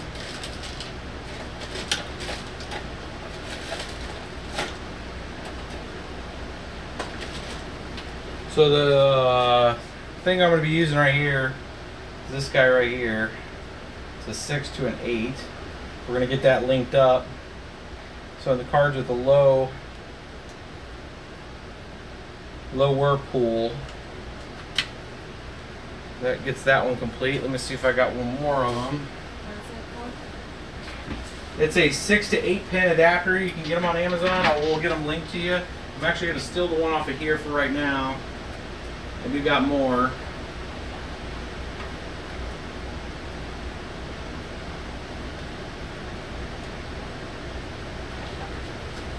We had A 2-pack for $7. Is that somewhere? it's kind of high, but right now they're just what it is. They're everything's a little high on pricing here. We're gonna get this guy here.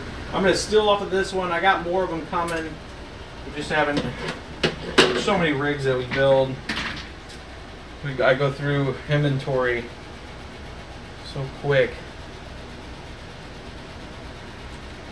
Same fan. Yeah, I have a fan that's going out there. Another one. I'm gonna make sure that's plugged in. I'm gonna fire these up now, so you guys can see those kind of plugged in. We'll get those linked. I mean, I think I bought like a 6-pack of them one time at $25, and I think it's went up a lot more than that now. I think they were charging $7 or $8 for 2 of them. Could probably, yeah, we could just pull it off and shut it off on that one.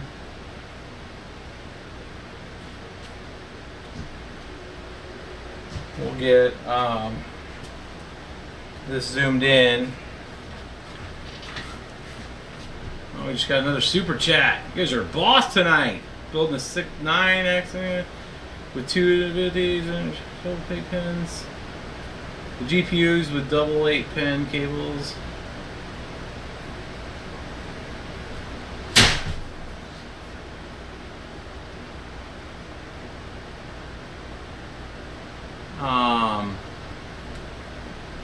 Cables. I'm reading that. So 1060s should only have a single, like the higher end ones will have a single 8-pin, and then the ones like we used last night have 6 pins only. So you could go straight to the 6 pins and separate them fine with that. You don't need single strands to each one. The 1060s, 1070s, you're fine. 1080s and 1080 Ti's, they need their own rel. They're going to be drawing a lot more power. And they're going to need their stuff. And then the high-end 1070s, like the Zotac, it has a 6 and an 8-pin per card. You're going to be splitting that across 2 power supplies. The 2 850s should be fine. Those HXs that you're asking about, those should be fine. The only risk you have is an 850's got to power all 8 of those cards, and I usually at least go with 1,000 watts on that. So if you can go like 1,000 and an 850, or 1,000 and you're gonna have to go with at least a 750 to have enough rails to get the rest of them. But you can't go down to like a 650, even though you're only going to use probably maybe 1,100 watts of power or less. I mean, you're probably going to be using actually more like 900 watts of power on a 9 card. So, and remember, if you're trying to use Windows, you only do 8. So back in order out of just 1. So let's see here. We got this up. Is this to where they can see it? Here's the build. No. This BBT rocking. Get it done. Getting flipped off behind the scenes, boys. She hooks us up, but that takes some heat.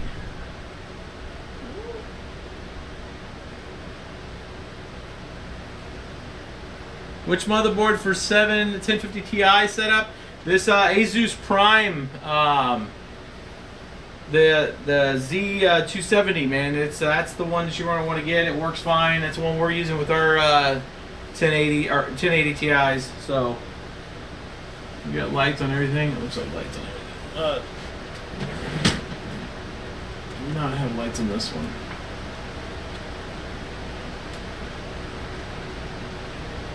Do have lights on this one. Do not have it on the one that's in the M2 slot. We'll come back to that one. So, one of my indicators here that I was just looking at is the visual indicator. Do I have lights on all the cards? And the one that's in the M2 slot, I don't, but it's okay. We'll work and get that through. Let's take a look at the device manager. Let's see here.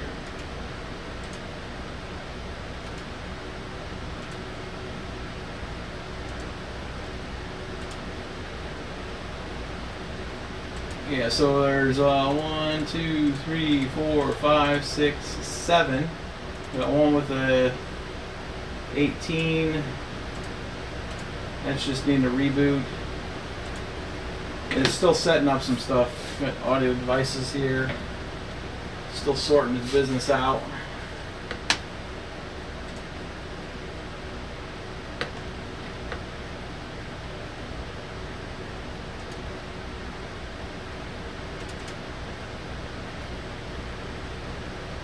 Yeah, it's still working it.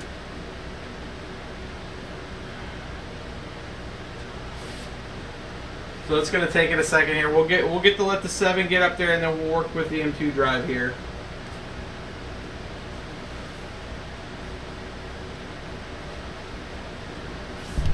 Looks like the 7 figured itself out, but the audio devices are still, these are part of the graphics card, so it's probably going to blink these out a little more for a second. And as it's sorting out the HDMI portion of the card, what it's doing is it's taking these audio devices and it's throwing them down here under sound and video under game controllers, and it's the NVIDIA high definition audio. So if you'll see that, it's just picking them up and it's tossing them down there after it loads that driver right, and that's for the HDMI audio that comes out from the card itself. Even though we have our onboard audio driver, it's still at least doing it through the audio driver that's on the card. So now it looks like it's pretty much sorted out. We only got 7 on there right now. We're going to work to get the 8th and make sure that we're good to go.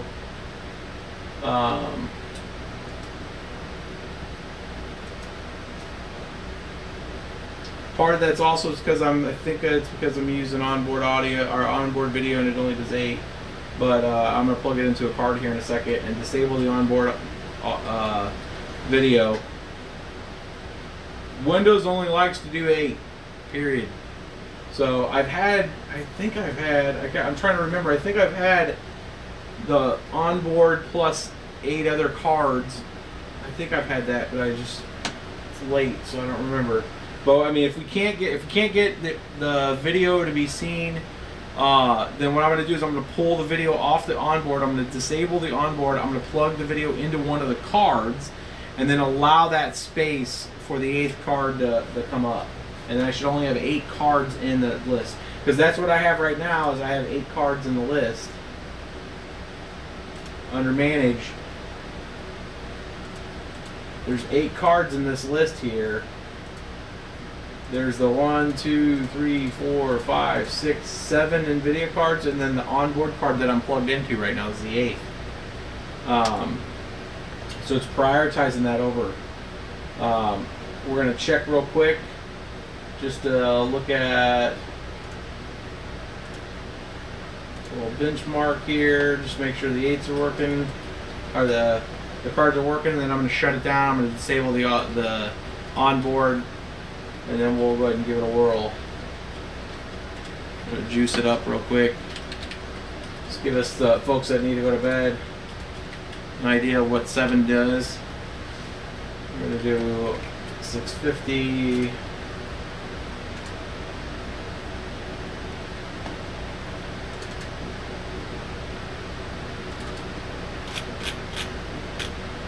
So we went into Claymore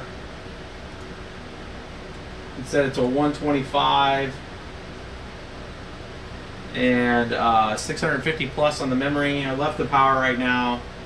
We'll mess with the power in a little bit here. And I'll show you guys the power on 7, and then we'll go and get the 8th card working.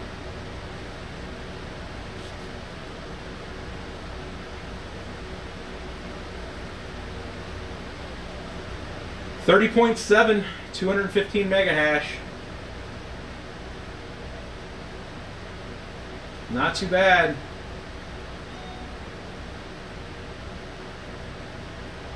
These cards are beast.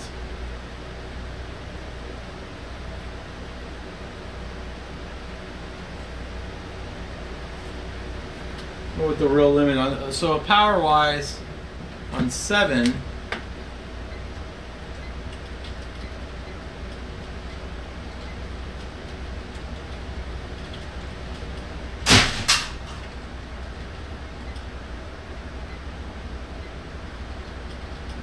Oh, we just had some fail.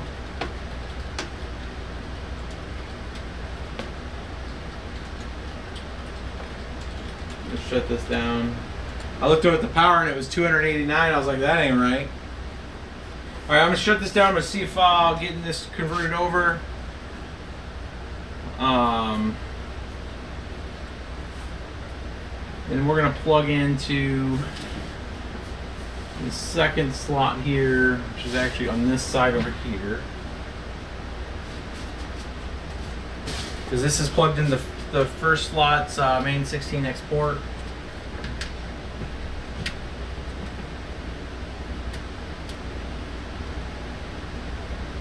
And then I'm going to give this a quick reboot.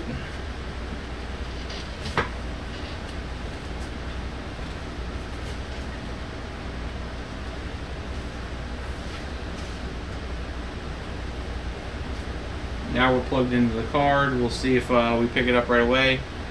The next step after that, I'm going to flip the M2 PCIe adapter. I'm going to move it over to the other M2 slot.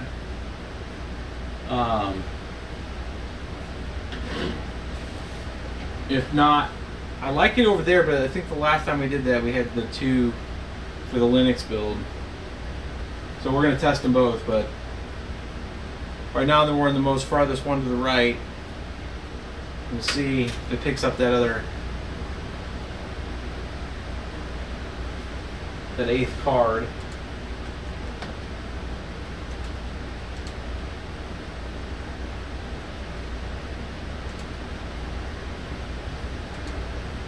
One, two, three, 4, 5, 6, 7. Huh? Why are you choosing these Windows over Linux right now? Because it's NVIDIA cards. There are some Linux distros with NVIDIA, and Simple Mining is supporting it from a beta side, but you can't overclock. So when a stable, solid Ubuntu image with where you can overclock stably with NVIDIA is surfaces, if it's our own inception of that we're trying, or the other, then we'll do it. We'll move over to Linux. Otherwise, it's in Windows. Okay, so I didn't no change there, so we're gonna shut it down, and we're gonna bring this guy down here real quick. We're gonna try one more thing here. We got a super chat. Let me read that super chat.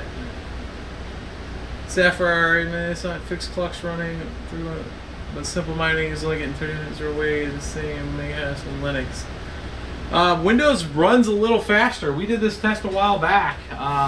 Windows with performance mode, the OS just was seemingly running faster across like 8 different cards that we tried. We actually did a performance test between EthOS. This is like in Livestream 6, I believe. We did EthOS, Windows, and Simple Mining, and Windows was the fastest. Same card, same settings, same everything. Windows was like 1 mega hash faster. Alright, so all I'm doing, guys, is moving this M2 drive over to this guy right here. Now, here's the other issue. If this doesn't work, then I gotta recheck this and make sure that it's not this thing just flaking out on me. Which, looking down in there, it might be. Like the actual connectors are not feeding power to it, which is causing it to not register this as a device.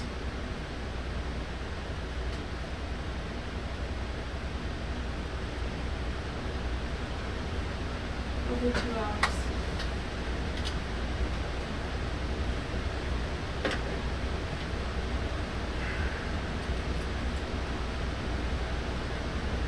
Getting this plugged in.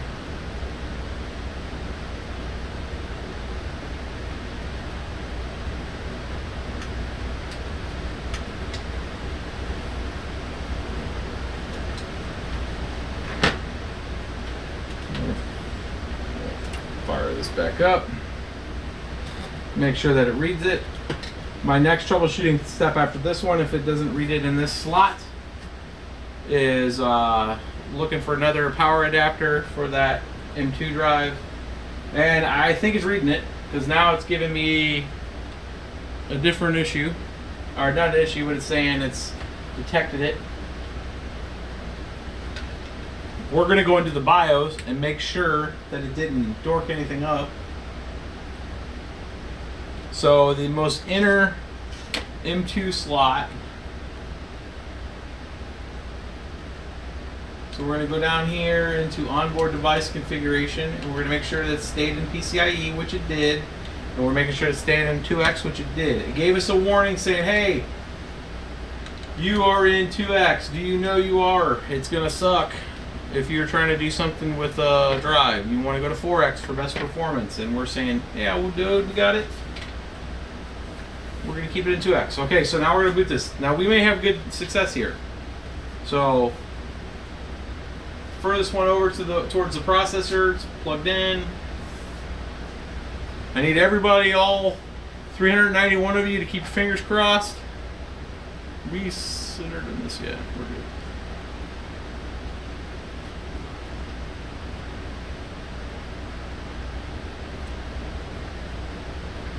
Let's see what we got going on here.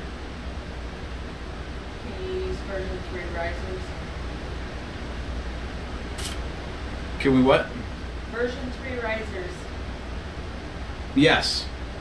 I actually have an older build that's still on version 3.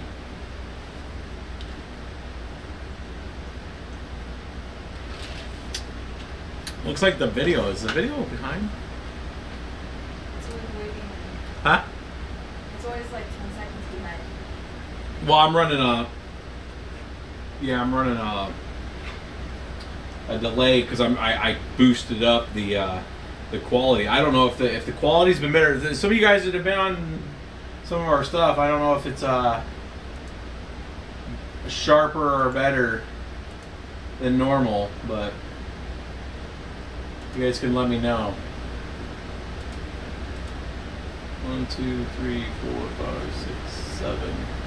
Still 7. So we were getting the other. I'm still dark here though. So it did detect it. It's just not powering it right now.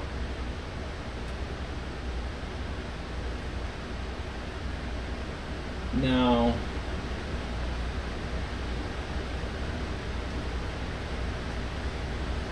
Okay. So I'm going to shut it back down. And I'm going to check the power on this because I don't think this thing's getting the power. You've mentioned before if you run two PSUs that all of your cards should run off of one of the PSUs. Why is that? Because someone has a rig where they're split and it's been okay so far? Yeah, so all the cards from the power slots up here, the power connectors, can run off of the dual power supply. Like you could split it 4 and 4 if I was running 2, but all your riser cards should run off of the first power supply, and that's a lot to do with the ground looping issue that can happen. If you're using like a daisy chain connector for the power supplies, it does help, but you can get weird like if the second power supply stays on for any reason, and it's powering the slot of the card. Like bad things can hurt. Like you'll get like a reverse back into the board, and it'll like keep the fan spinning. I mean, it's just not good things will happen. So I'm thinking that this adapter is not. Someone says you're missing a chipset driver. Yeah, that's for the I think the onboard Bluetooth, and that's not a big deal.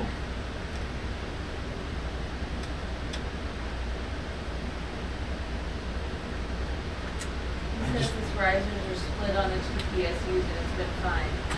Oh yeah, it'll run fine. It's just you'll get if you start it. I've had it before the split the same way. The bottom line is I've had issues before to where like if the power went out in the machine and now it's doing a reverse back through, I've lost 2 Pro BTC boards because of that. So I stopped doing it. So where the main power went off the machine, and then when it came back on, the second power supply didn't kick on. The second power supply stayed on and fed power back through the board and actually burned up the board. So I had to replace 2 motherboards because I had it split that way. Did some research on the subject and found out that I was creating a ground loop by having the second power supply offer direct power to things that were plugged into the first power supply's 24-pin port board. So the first power supply is plugged in and powering the board through its 24-pin, and the second power supply is powering the cards, and it's just bad things occurred. So I mean, you could do it. So the science is there to make it work. However, the risk is if there's some kind of other issue, you're going to create a ground loop. I think it's this adapter because I can see it right now that at least one of the grounds is not connected to the Molex. So I'm going to see if I have an extra one of these.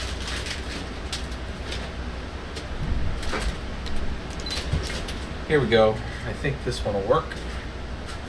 This is a SATA version of this. And I did order some of these because I did not like these at all. So this is what I'm talking about, guys, right here. Is this has the little power here and this has got a SATA here. So we're going to do this. Now, I don't want to do 3 here. So I'm going to have to pull one more SATA connector.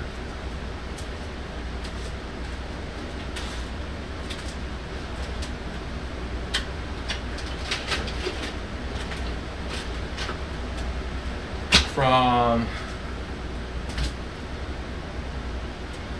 another, my pack's at here.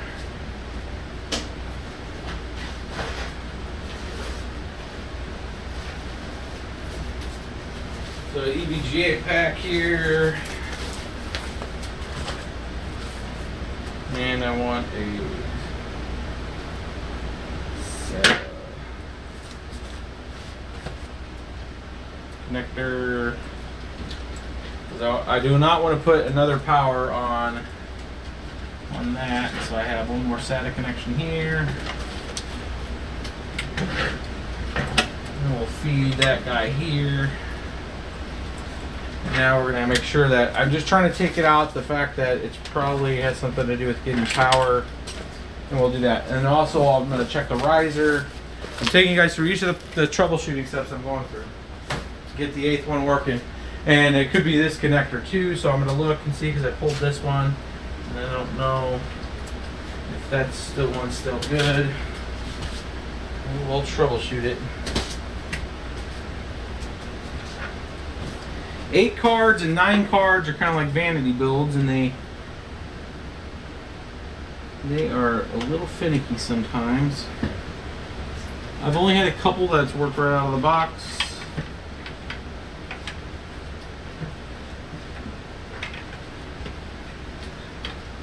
Ironically, the 9 card dual RX 580 build we did a few weeks back, plugged all of them in, it worked right out of the box right into Linux. Literally booted it up, just went right for the beans since I didn't have to worry about Windows figuring itself out. Plugged all of them in, fired it up, no problem. It's all 9 cards, Claymore Eth mine.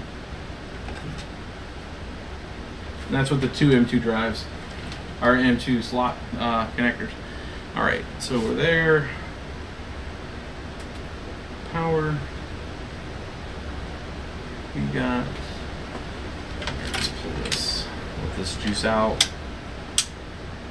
It's good to sometimes pull the power supply power, let it drain all the way. You'll know it's drained all the way on the board and capacitors and all that stuff whenever the RGB lighting on the motherboard kind of goes out. You can also kind of try to trigger a power on state, and then that'll drain the rest of it because it dumps the capacitors. Plug it back in. Auto fired it. It did not light up, so I'm going to power this back down again right away. So we ruled out sup power there. Machine has stopped spinning there. Now it's time to look and see. It's this adapter. And the way I'm going to do that, since I have 2 of these, is I'm going to swap them. With this one I know is working, because this card is lighting up and we saw 7. Plug it into here. Client miner is still very persistent about your PCIe connector driver for the motherboard. you're missing a PCI bridge. My PCIe connector. That the Connector piece. driver.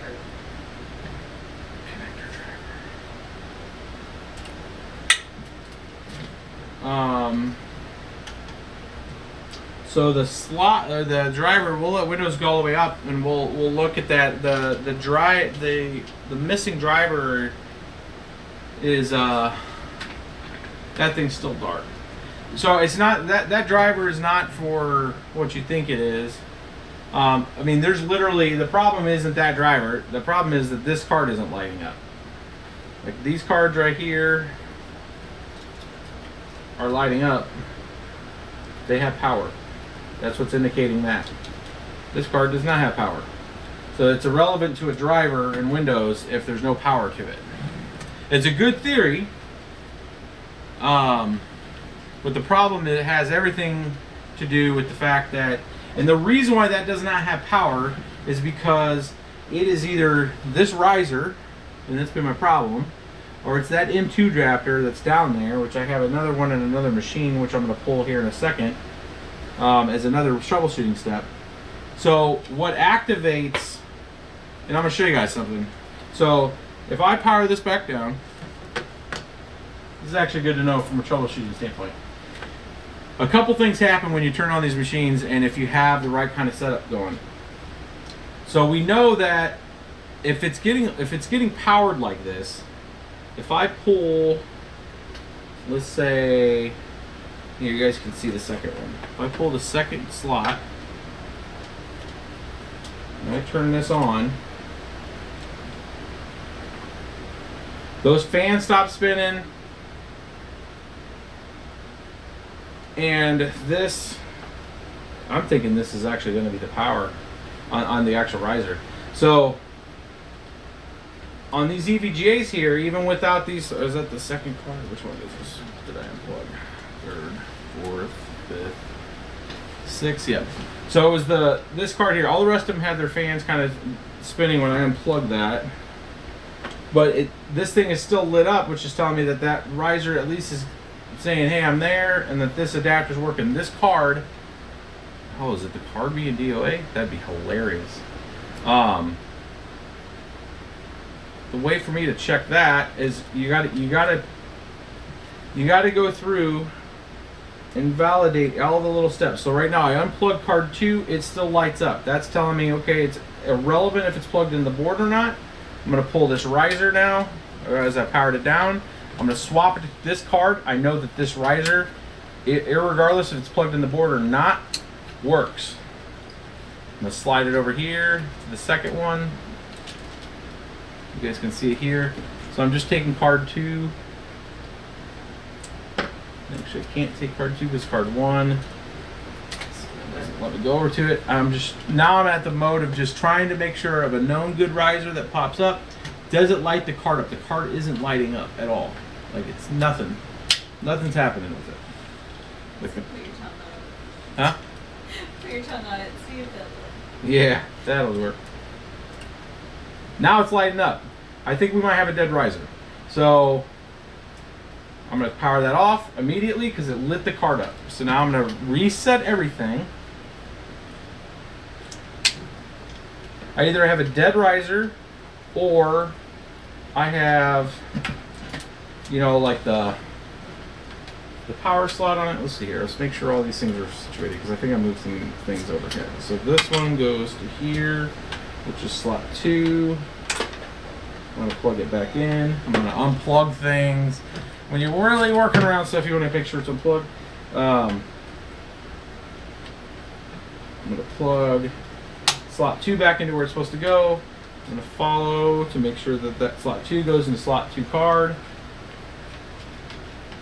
Plug that back in. I'm going to replace this riser here in a second for this card that has not been lighting up. The fact that it's lighting up is good. We know now with a riser that is good, that's plugged into it, it gets juice. That means the top rail that's plugged into it's got is good juice. We're using process elimination on that. I've dropped that riser down. I'm unplugging it. Moving it over. I'm taking it out of the mix. Riser's over there. I'm going to unplug it from the M2, pull that back out, throw that over there, and I'm going to take this one and the new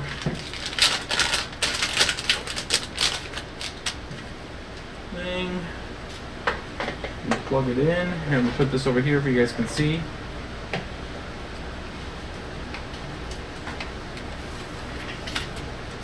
Plug that in. Actually, we're going to bring that back down where I can get the adapter.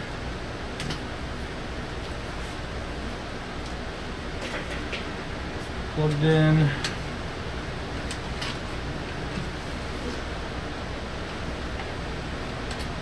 Plug that up. So all I've done is just replace that riser. This is the new, and if this raises up, you can see a brand new riser was not doing it. Plug that in there. It's got power, it's got that, everything's in. All of the other cards.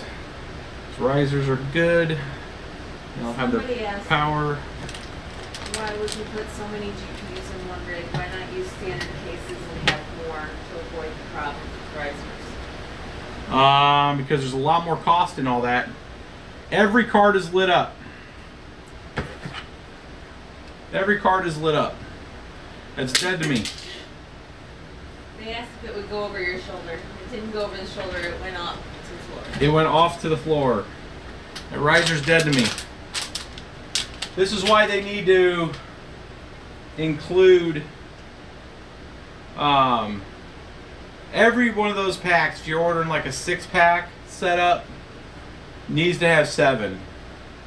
And it's pretty ironic that I was saying that earlier. That was like, you know, you go through all this effort, you know, and you have a 6-card rig or 8-card rig or whatever, and you buy just enough what you're supposed to, right? I mean, you shouldn't need to overbuy. You'd think the QA process would be in there to ensure that. I saw a little QA and a little, you know, check mark there, as if somebody did. Vice manager, oh, we got the 8th one. And it's still setting up the audio thing, so we're going to let it do its thing. Someone asked if you don't have enough power to run all your GPUs, what happens? Your power supply's not big enough?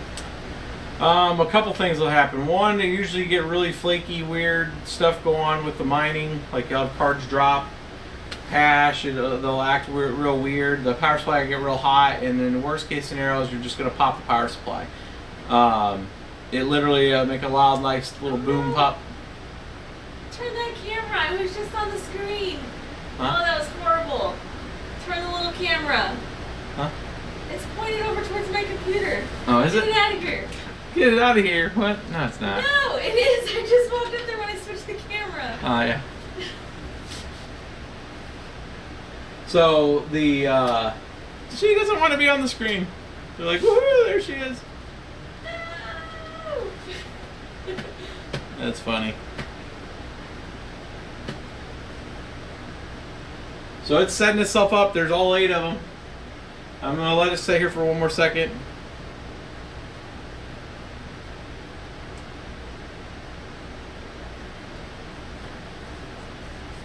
They're,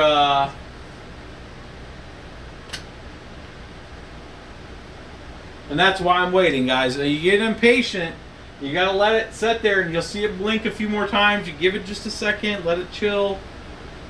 Make sure that it's just stopped. If this is what the person was talking about, this PCI simple communication controller, I believe that on this board it is part of the PCI board setup.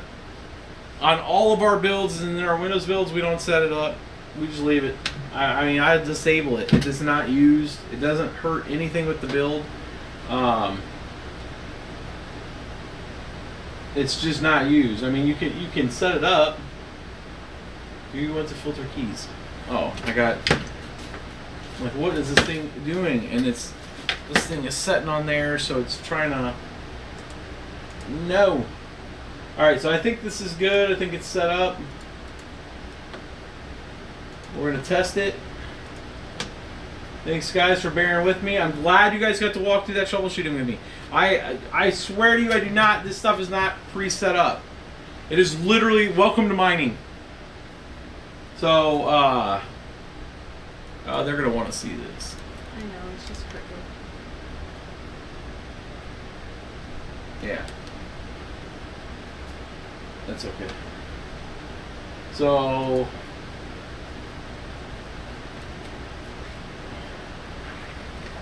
$700, 115.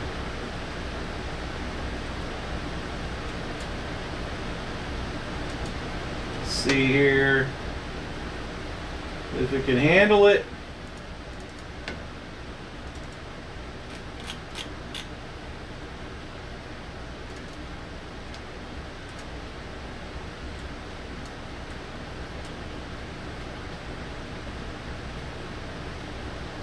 Eight cards.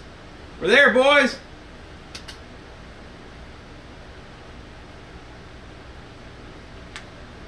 And I've seen a lot of people ask me questions saying they couldn't get the 8 cards working.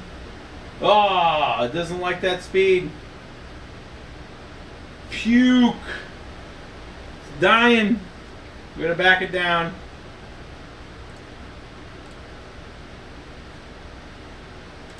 Give it a reboot. Anytime I puke a driver like that, I reboot it, let it refresh the driver. I can't believe it can't do 700 memory. That's unfortunate.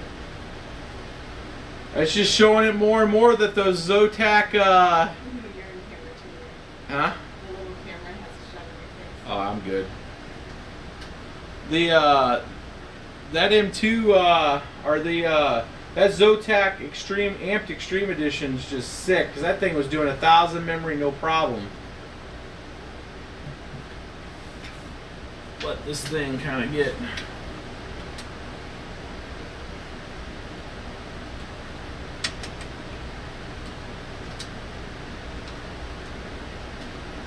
Here, we'll set this down here so you can...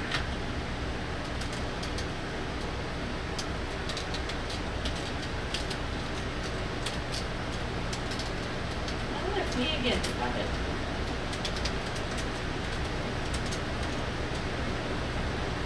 I'm actually trying to get it to hold on the angled aluminum we got this round is a bit thicker. It just doesn't, this little camera doesn't want to mount on it. That's funny. There we go. Alright, let's back this, let's go a little more conservative here. I didn't want to go conservative, I want to see 32 on this thing.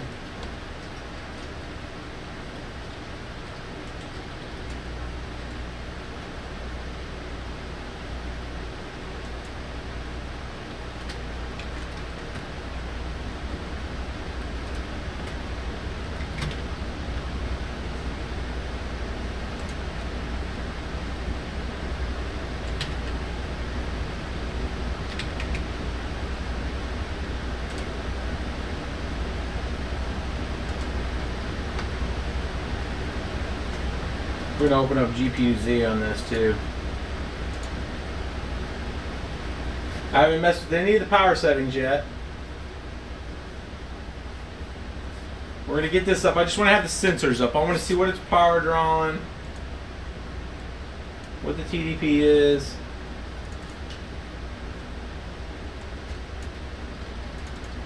We'll get this zoomed in once it starts hashing, guys.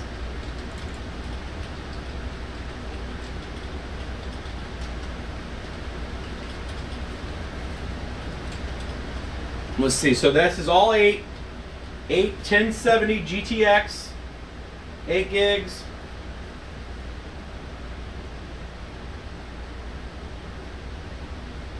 A little over 100 in the core, and then 600 on the memory. Just over 30 a piece. 243 mega hash.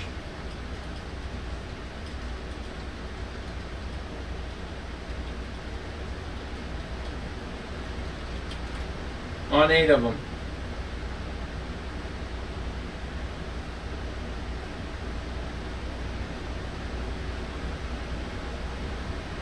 Not bad. So power, people are asking power requirement. So I haven't backed any of the power down. We're gonna need to back the power down on this a bit. We're gonna run this at 100%. Here is the power. I can't see here. Can you? I can't see if I'm in the frame or not. Here, we need to get that thing. I'm missing Jason here.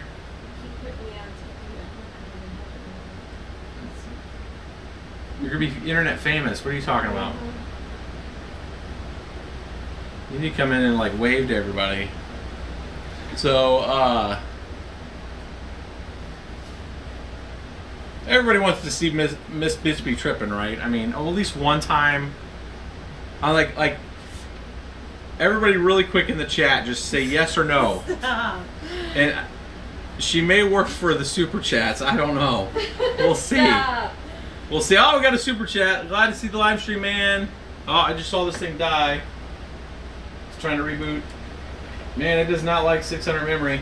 It looks like we had a little performance thing there. We were at about 1300 of the power too. We could be dying here because of the power. So what I'm going to do is I'm going to reboot it one more time. I'm going to back the power down some because we're actually exceeding the power supply. Yeah, look at that. Woohoo! Yes, yes, yes, yes, yes. Get her on the camera. Well, 14. It's a perfect time. The machine's rebooting. Come in and just give them a hey. Just hello. I have. No, right here. I am zooming out. Thanks. Yeah, zooming out. She just took the camera out. So. See what happens when you make me do this? It gets me all nervous. There's 416 people want to say hey. They're like, who'd be married to this idiot that runs on computers all the time? And so, there you go. That's all you get. I don't know if you were in the frame or not. I was. Okay. She says hello. She's kind of helping me drive the back. Oh no, my Piece. face is cut off. I'm okay with that. No, get over. Do it proper. Zoom out. Like seriously. I mean, these guys are. There you go. Zoom out. It's zoomed down as far as it'll go. There we go. You put on some South Park. There you go. Let's boot up. And hello. Hello. There you That's go. what you want, right? So now that we got that back up, I'm going to drop the power some. We were at 1340. 1350. Now this is a 1300 G2. You do not want to run a 1300 G2 for any length of time at over 1300 watts power. So 8 1070s should not be pulling that much, or you don't need to pull that much. Let's just say that. So what we're going to do is run this back, and we're going to back that out. They're all hugging. Did I answer that super chat? I didn't even see it. I caught it like in the middle of it. Glad to catch the live stream. Recent hit 1.2 gigahertz going. Last videos. Thanks for the tip, buddy. That's what we do this for. Is make sure you guys know how to do it. We appreciate if you're working and you're doing well. So I don't know what we did. Oh, I just restarted it. So I didn't have that all the way plugged in, so I just rebooted it on accident by throwing the kilowatt down. So I'm going to back the power down to about 60%, and then I'm going to adjust. I'm going to take the memory down to 500 because I don't know if that's stable or not, and then we'll stair step our way back up. We're going to have the core at 100. We're going to have the memory at 500. That's a good spot. And then we're going to have the power set to 60, which should drop. We were at 1340 on the power. And if we can drop these if we can keep close to 27, 28 mega hash and use, a lot less, I think we'll be in pretty good shape with like 240 mega hash. So I'm going to go here, run, setup.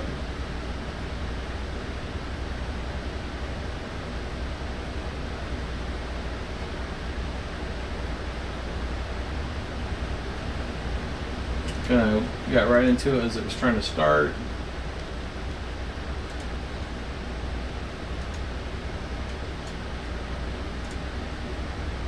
Come on, Afterburner. I'm impatient. It's late. Here we go. All right, so we're gonna go not 135. We're gonna go 100 here. We're gonna go 500 here.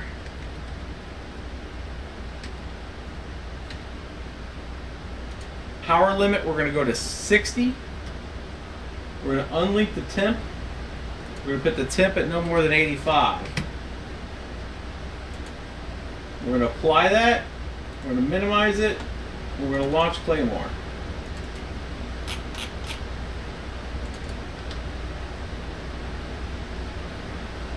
Then once we get this going, we'll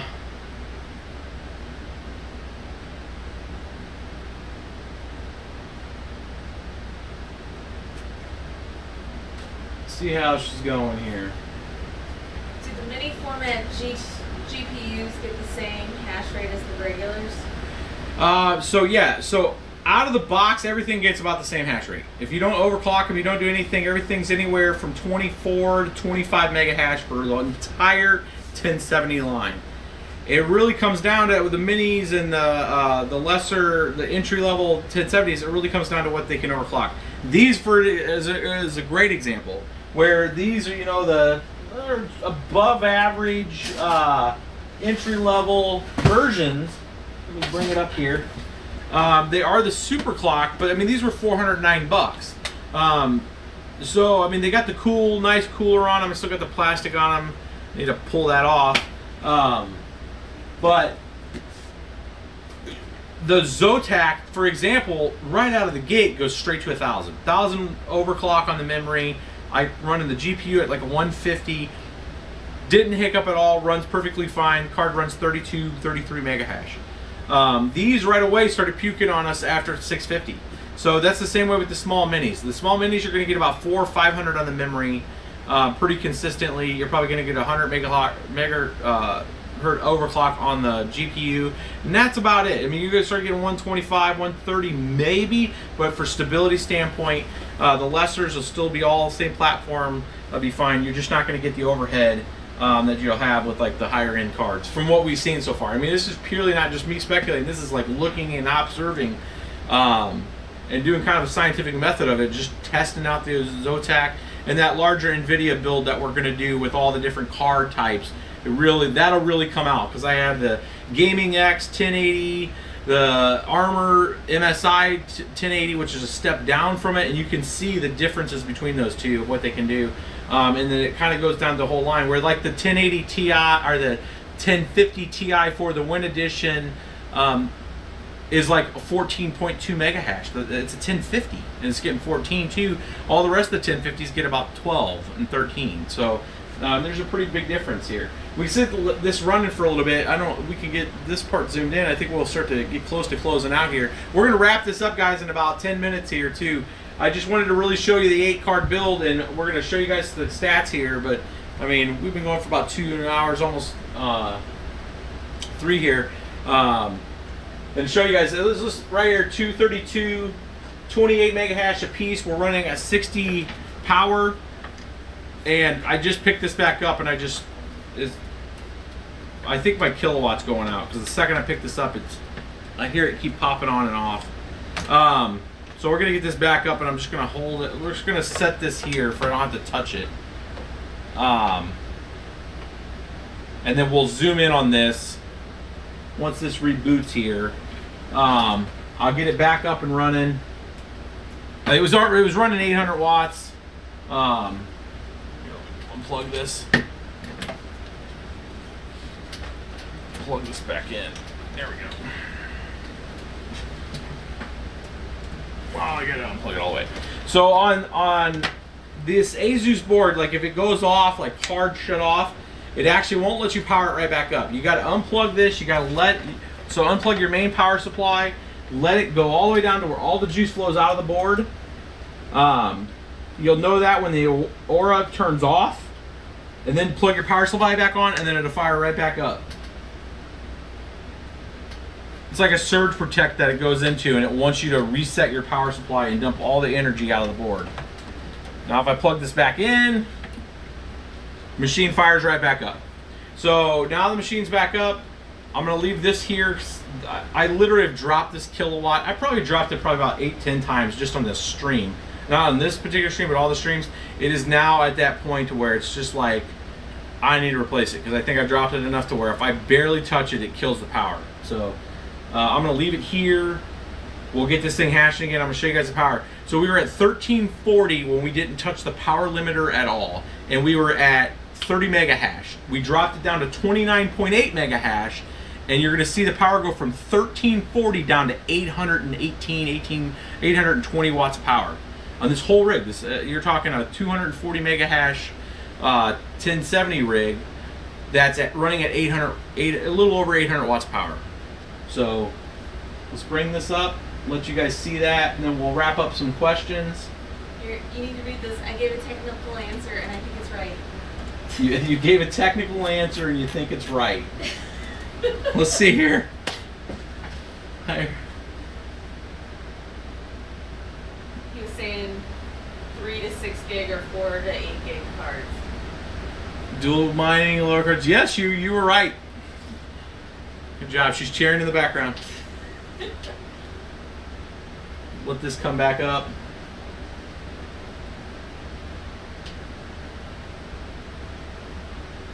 Yeah, I think the stream's way behind it. Say thanks to Andy. I think we missed his super chat. It was whenever I was getting on screen. So tell him thanks. Andy, really appreciate him watching. Oh, Andy, yeah, buddy. I'm sorry I missed your super chat earlier. Thank you for watching. We really appreciate that. You know, we're taking it back to help the team and help get some better content out there.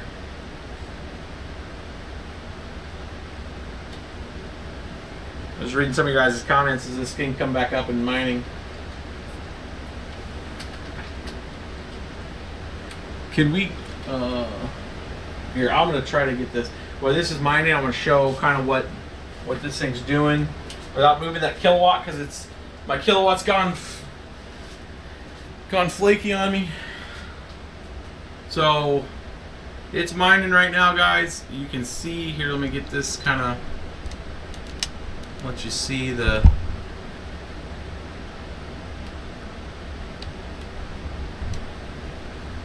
that's kind of the main shot, 230 mega hash. We're mining Ethereum right now, right? We're mining Ethereum. I'll do Zcash, and I'll do and then there's the wattage right there. Just dropping that power slider down to 60 on Afterburner get you down to 818. 800 watts of power, guys. That's eight of the 1070 GTXs.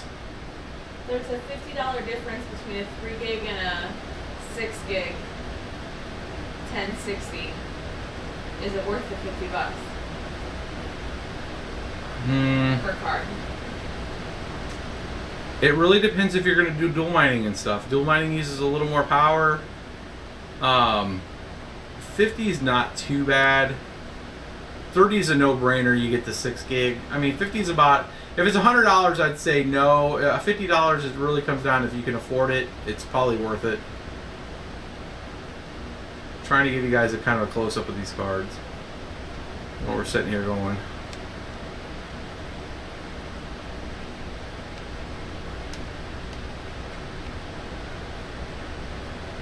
I'm going to keep this zoomed in right here. He wants to see the Claymore again.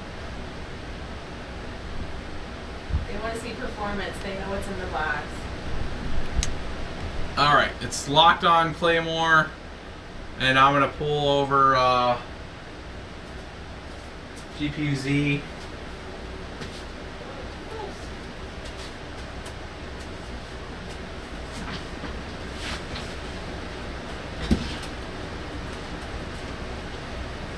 And all right, so we know that it's about 230 on an 8 card rig with 818 watts. You could probably get about 250 out of this if we started tweaking with a lot of the settings. I'll do a lot of that after this, now that this is built, and see if we can just maintain 250 mega hash under 1,000 watts. This is again a 1300 G2 power supply, so it has a little overhead, which is not too bad.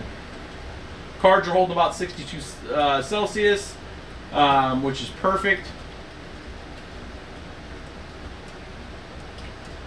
Close that one out, and let's go ahead and try a little bit of Zcash. And then I'll try some dual mining for you guys.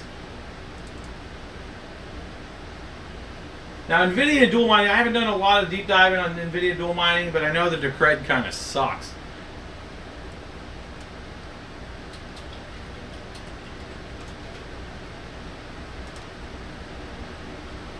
I'm going to have to go in here and, you know what? Hold off on Nicehase. Let's go into ZMiner. So this is Zcash's CUDA miner.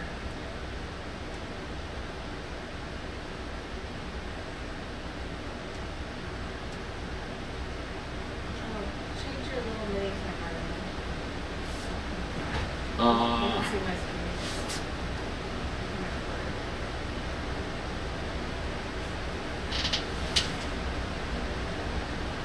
the stock rates on these 1070s were 25 mega hash.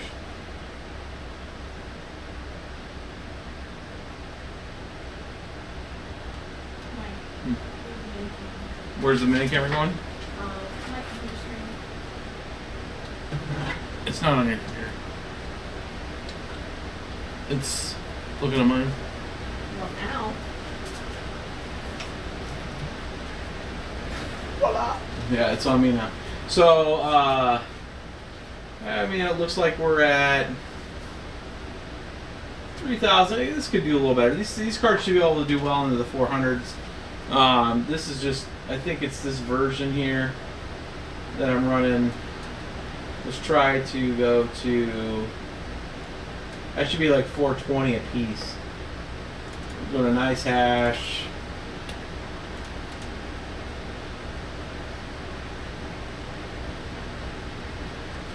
A ZMiner 0.3.3b. It wants me to update the actual virtual memory to be more than 16 gigs. I can show you guys how to do that here in a second, but we go in and uncheck this. I'm just wanting to see just, you know, if the developers of Nicehase ever check this video, you guys need to just have like a single click and say apply to all GPUs versus having to go, well, I don't have to keep going out of there, but so I'm making it a little harder on myself. I can actually just go right down like this. And I'm just leaving equal hash here because that's the only one I want to mine right now with these NVIDIAs, because I want to see what, oops, not that. Wrong checkboxes. It's getting late. This is the last test we're going to do. You guys think of your questions. I'm going to do like questions for like 5 minutes, and then we're going to wrap this live stream up. And then I will probably not, I may do one during the day if there's time tomorrow. There's a couple more things I wanted to show you guys with that, like that mini build. But if there isn't, then you will not see probably something from us for at least a day. Because I am taking this BBT out tomorrow. Date night.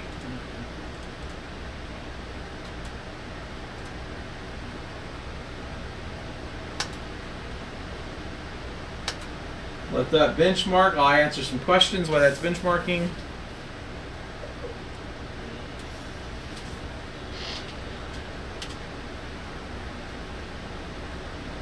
I haven't really done anything with the Genoa miner in a while.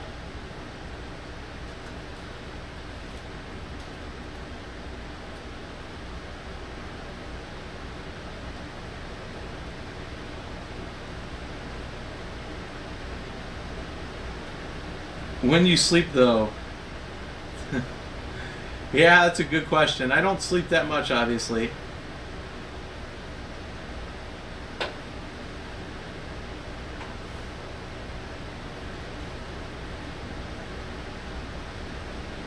No problem, Andy.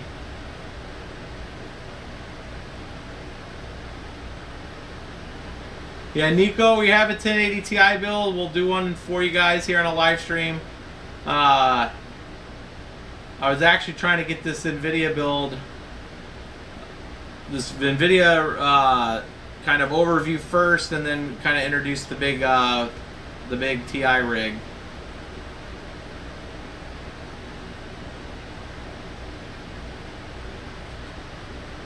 Yeah, we'll take a look at Pimp. I haven't downloaded it yet. I gotta go buy it. I do not own a new copy of it.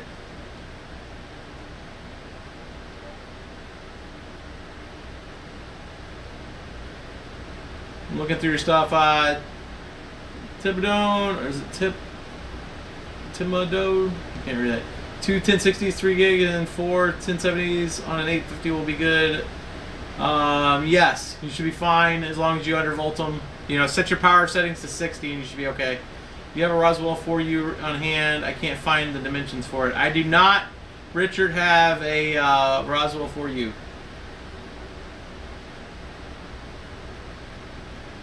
See, Hansel,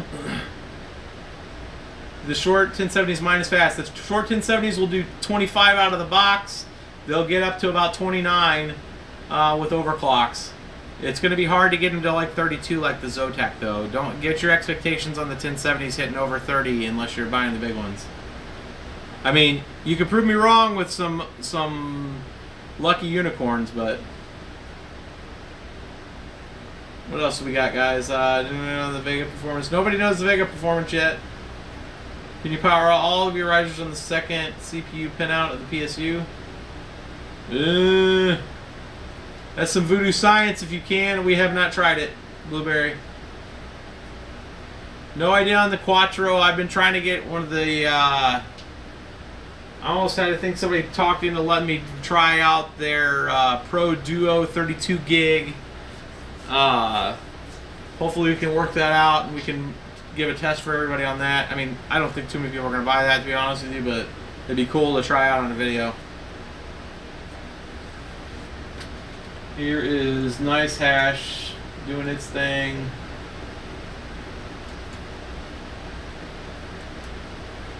And not getting very many souls right now. 1,700. This should go up a lot more. 2,400.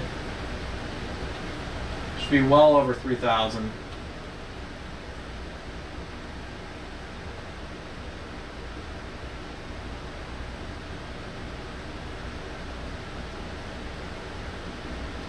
This thing's kind of catching up. I'm going to check the power on it here in a second. It's at 2782. It should be well over 3,000 souls on this rig. Right now we're at $30 a day, equivalent for the rig like this.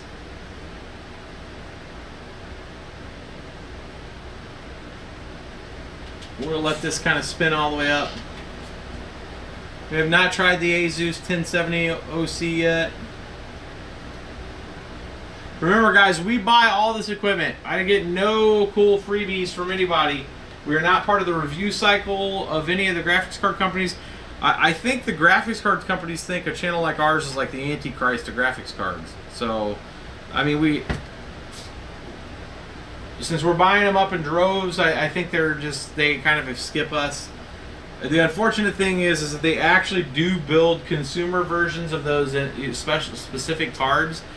If they go give that damn card to Linus without consulting with, or at least sending us a shot or giving us a chance, we need you guys to help us, reach out to the community. I mean, we got 360 people on here, and you know that the second we get our hands on this, we'd be doing a live stream. You don't have to wait no post-productive Linus video.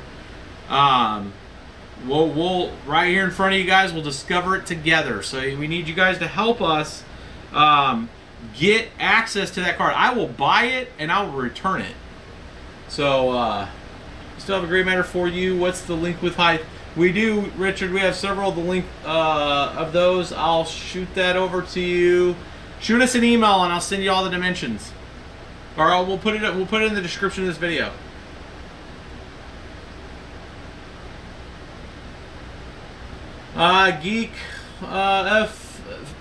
Geek Fit NYC wanting to know how and why crypto generates value. Crypto, if you're mining, you're providing a platform. That platform is for, like, if Ethereum is essentially when a company or a developer or anybody ever wants to eventually put their application on the public chain, the mining network will facilitate the transactions. Right now, a lot of the value is driven primarily by speculation right now. Speculation with the understanding that there's a lot of money and time being put into development of real, no kidding products that will run on these networks. Right now they're running on private chains. They're on Microsoft Azure Cloud as part of the Ethereum Foundation. They're out there right now running a whole bunch of software development using smart contracts and trying out gas prices and all that kind of stuff with Ethereum and Ether on those private chains to shake it out. The last thing you want to do is put a development environment in a production environment and start spending real Ether on seeing if things work or not. So that's why they got a lot of private chains spun up. So that's just, you got to understand the way development works. You would not, I mean, right now, Ether's worth money. These things are generating money.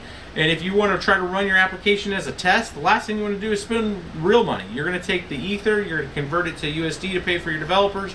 You're going to develop in a private chain, and when the thing is ready for prime time, you deploy it to the public network, because then it can connect to all the other things that are out there.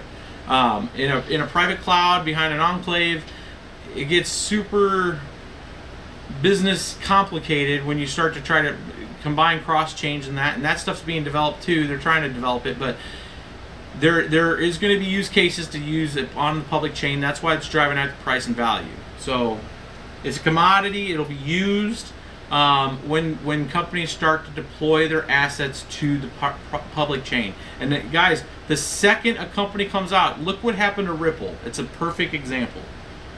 Ripple, dark horse in the back, came out. We have 8 banks in a production environment.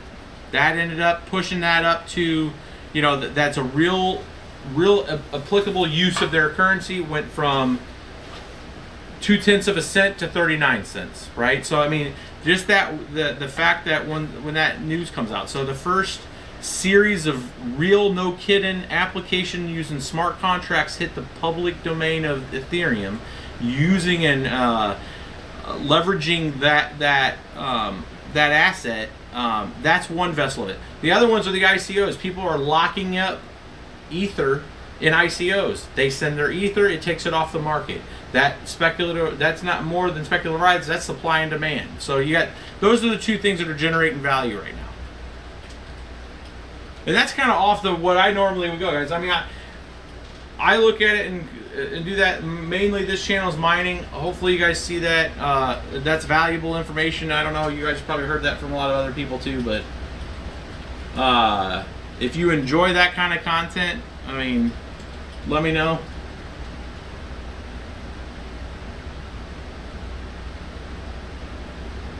How many Ether can be mined today? So this machine, I've been letting it run for a little bit. It's sitting at 810 watts.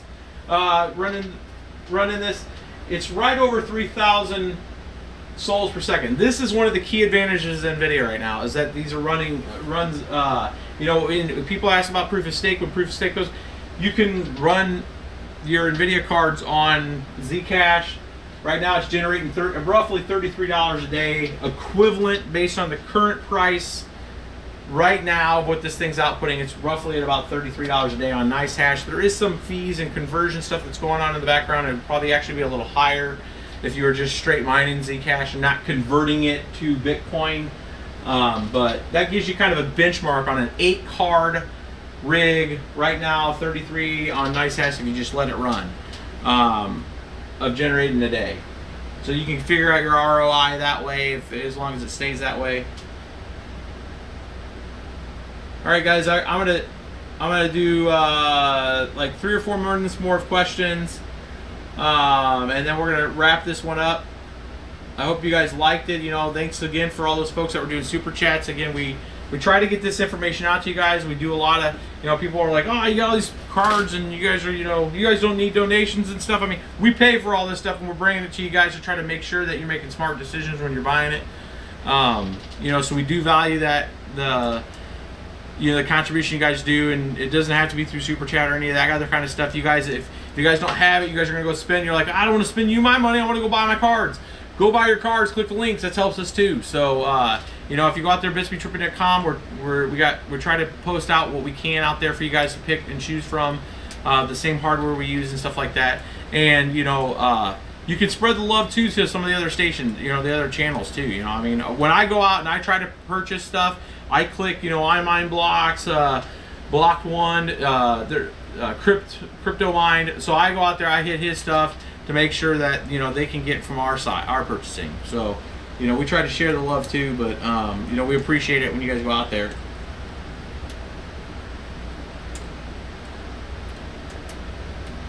All right, 2 more minutes, guys, and we'll wrap it up. All the rigs you made, what's your favorite or the best? All the rigs that we've created, I would say the RX 580, 8 gig, MSI Twin Frozer, Gaming X's are just gifts from God. They're the only cards that we consistently get, or when we could get them consistently, and it was the same way with the RX 480 8 gig version of those cards, that could hold 31.8 mega hash without memory errors and be rock star stable without ever rebooting. And that almost a 32 mega hash card that is just works. If and when Ethereum goes proof of stake, GPU mining is no longer doable, what keeps the system going? So proof of stake is what keeps the system going. Again, there's not a lot of overhead. Proof of work is not, so the proof of stake just needs to move some contracts. You don't need a ton of overhead on a whole bunch of full nodes to do that. The proof of work is the machines working a lot of effort to prove out consensus to keep it complex enough to keep the security high. It's not that they're doing a lot of effort for the Ethereum network. They're actually just trying to solve a problem to win a lottery to win the next block. So that's proof of work.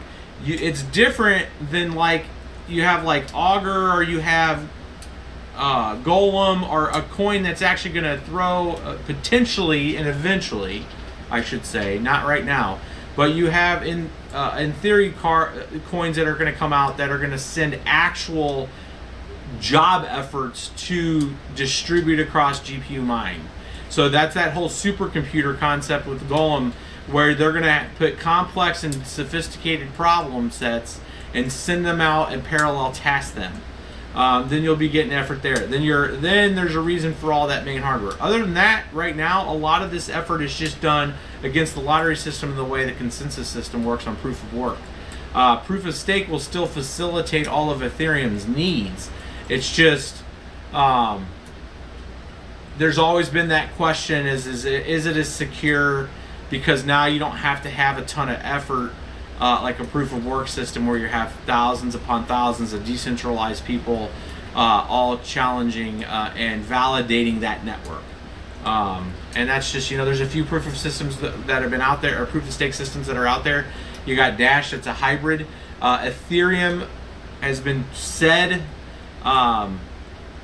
that it's going to start with a hybrid version first. That's what Metropolis is supposed to bring. But if that falls off Metropolis's list in the next few months, it wouldn't surprise me. It's a pretty sophisticated change, and they don't want to dork it up. So they need to take their time. They need to get it tested on testnet. And then once it goes away, you'll have other options of other coins that are always going to... I have no doubt at all for a long time to come, there's still going to be a lot of proof of work stuff out there. Just because if there's a will, there's a way, and people are going to do it. It's just before any of the cryptocurrency, people used a lot of these computers and mines for folding at home, and a SETI and all these other things. there'll be effort for these for some time to come. Any preference Celeron over Pentium? No preference on Celeron over Pentium for this stuff. Yeah, the only reason again why we got the i3s or we put the i3s in some of the machines is just because that's what's available. We should try to get the cheapest processor possible to put on the builds to keep the cost of the build down.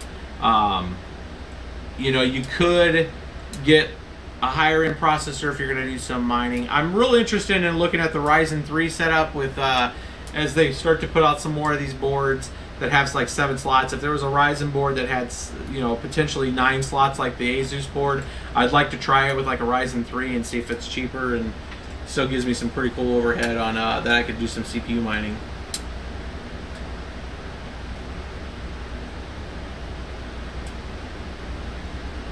Yeah, if the cost is equal, I'd go with the better processor would be the Pentium.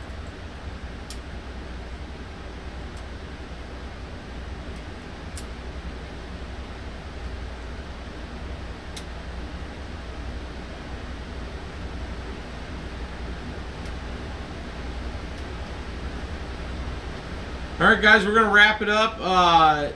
Thanks again for tuning in. I hope you guys like, share, and subscribe.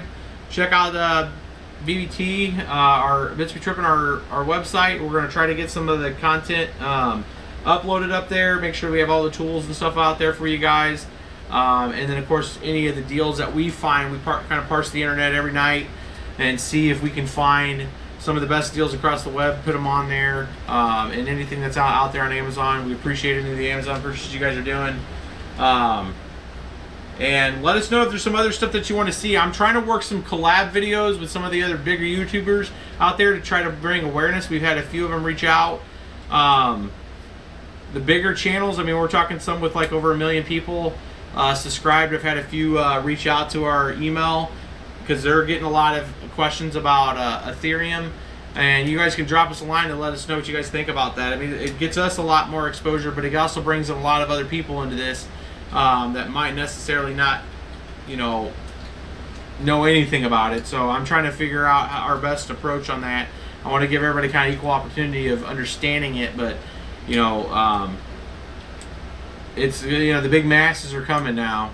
I mean, it's good for everybody from an adoption standpoint, but we'll see if we can get some good exposure, you know, at least on the mining side. That gets usually a bad rap. So,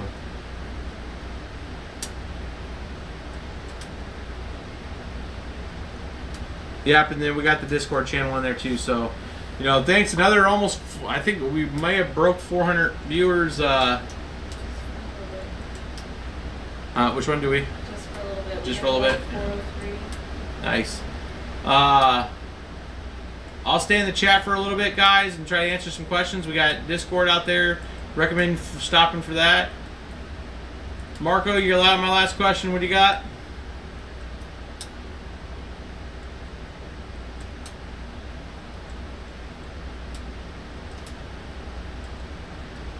Which are the best risers?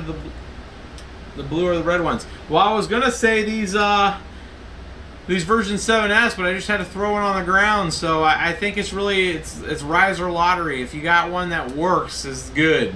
I'd say whatever you can get that's reasonably priced. Don't overpay for them.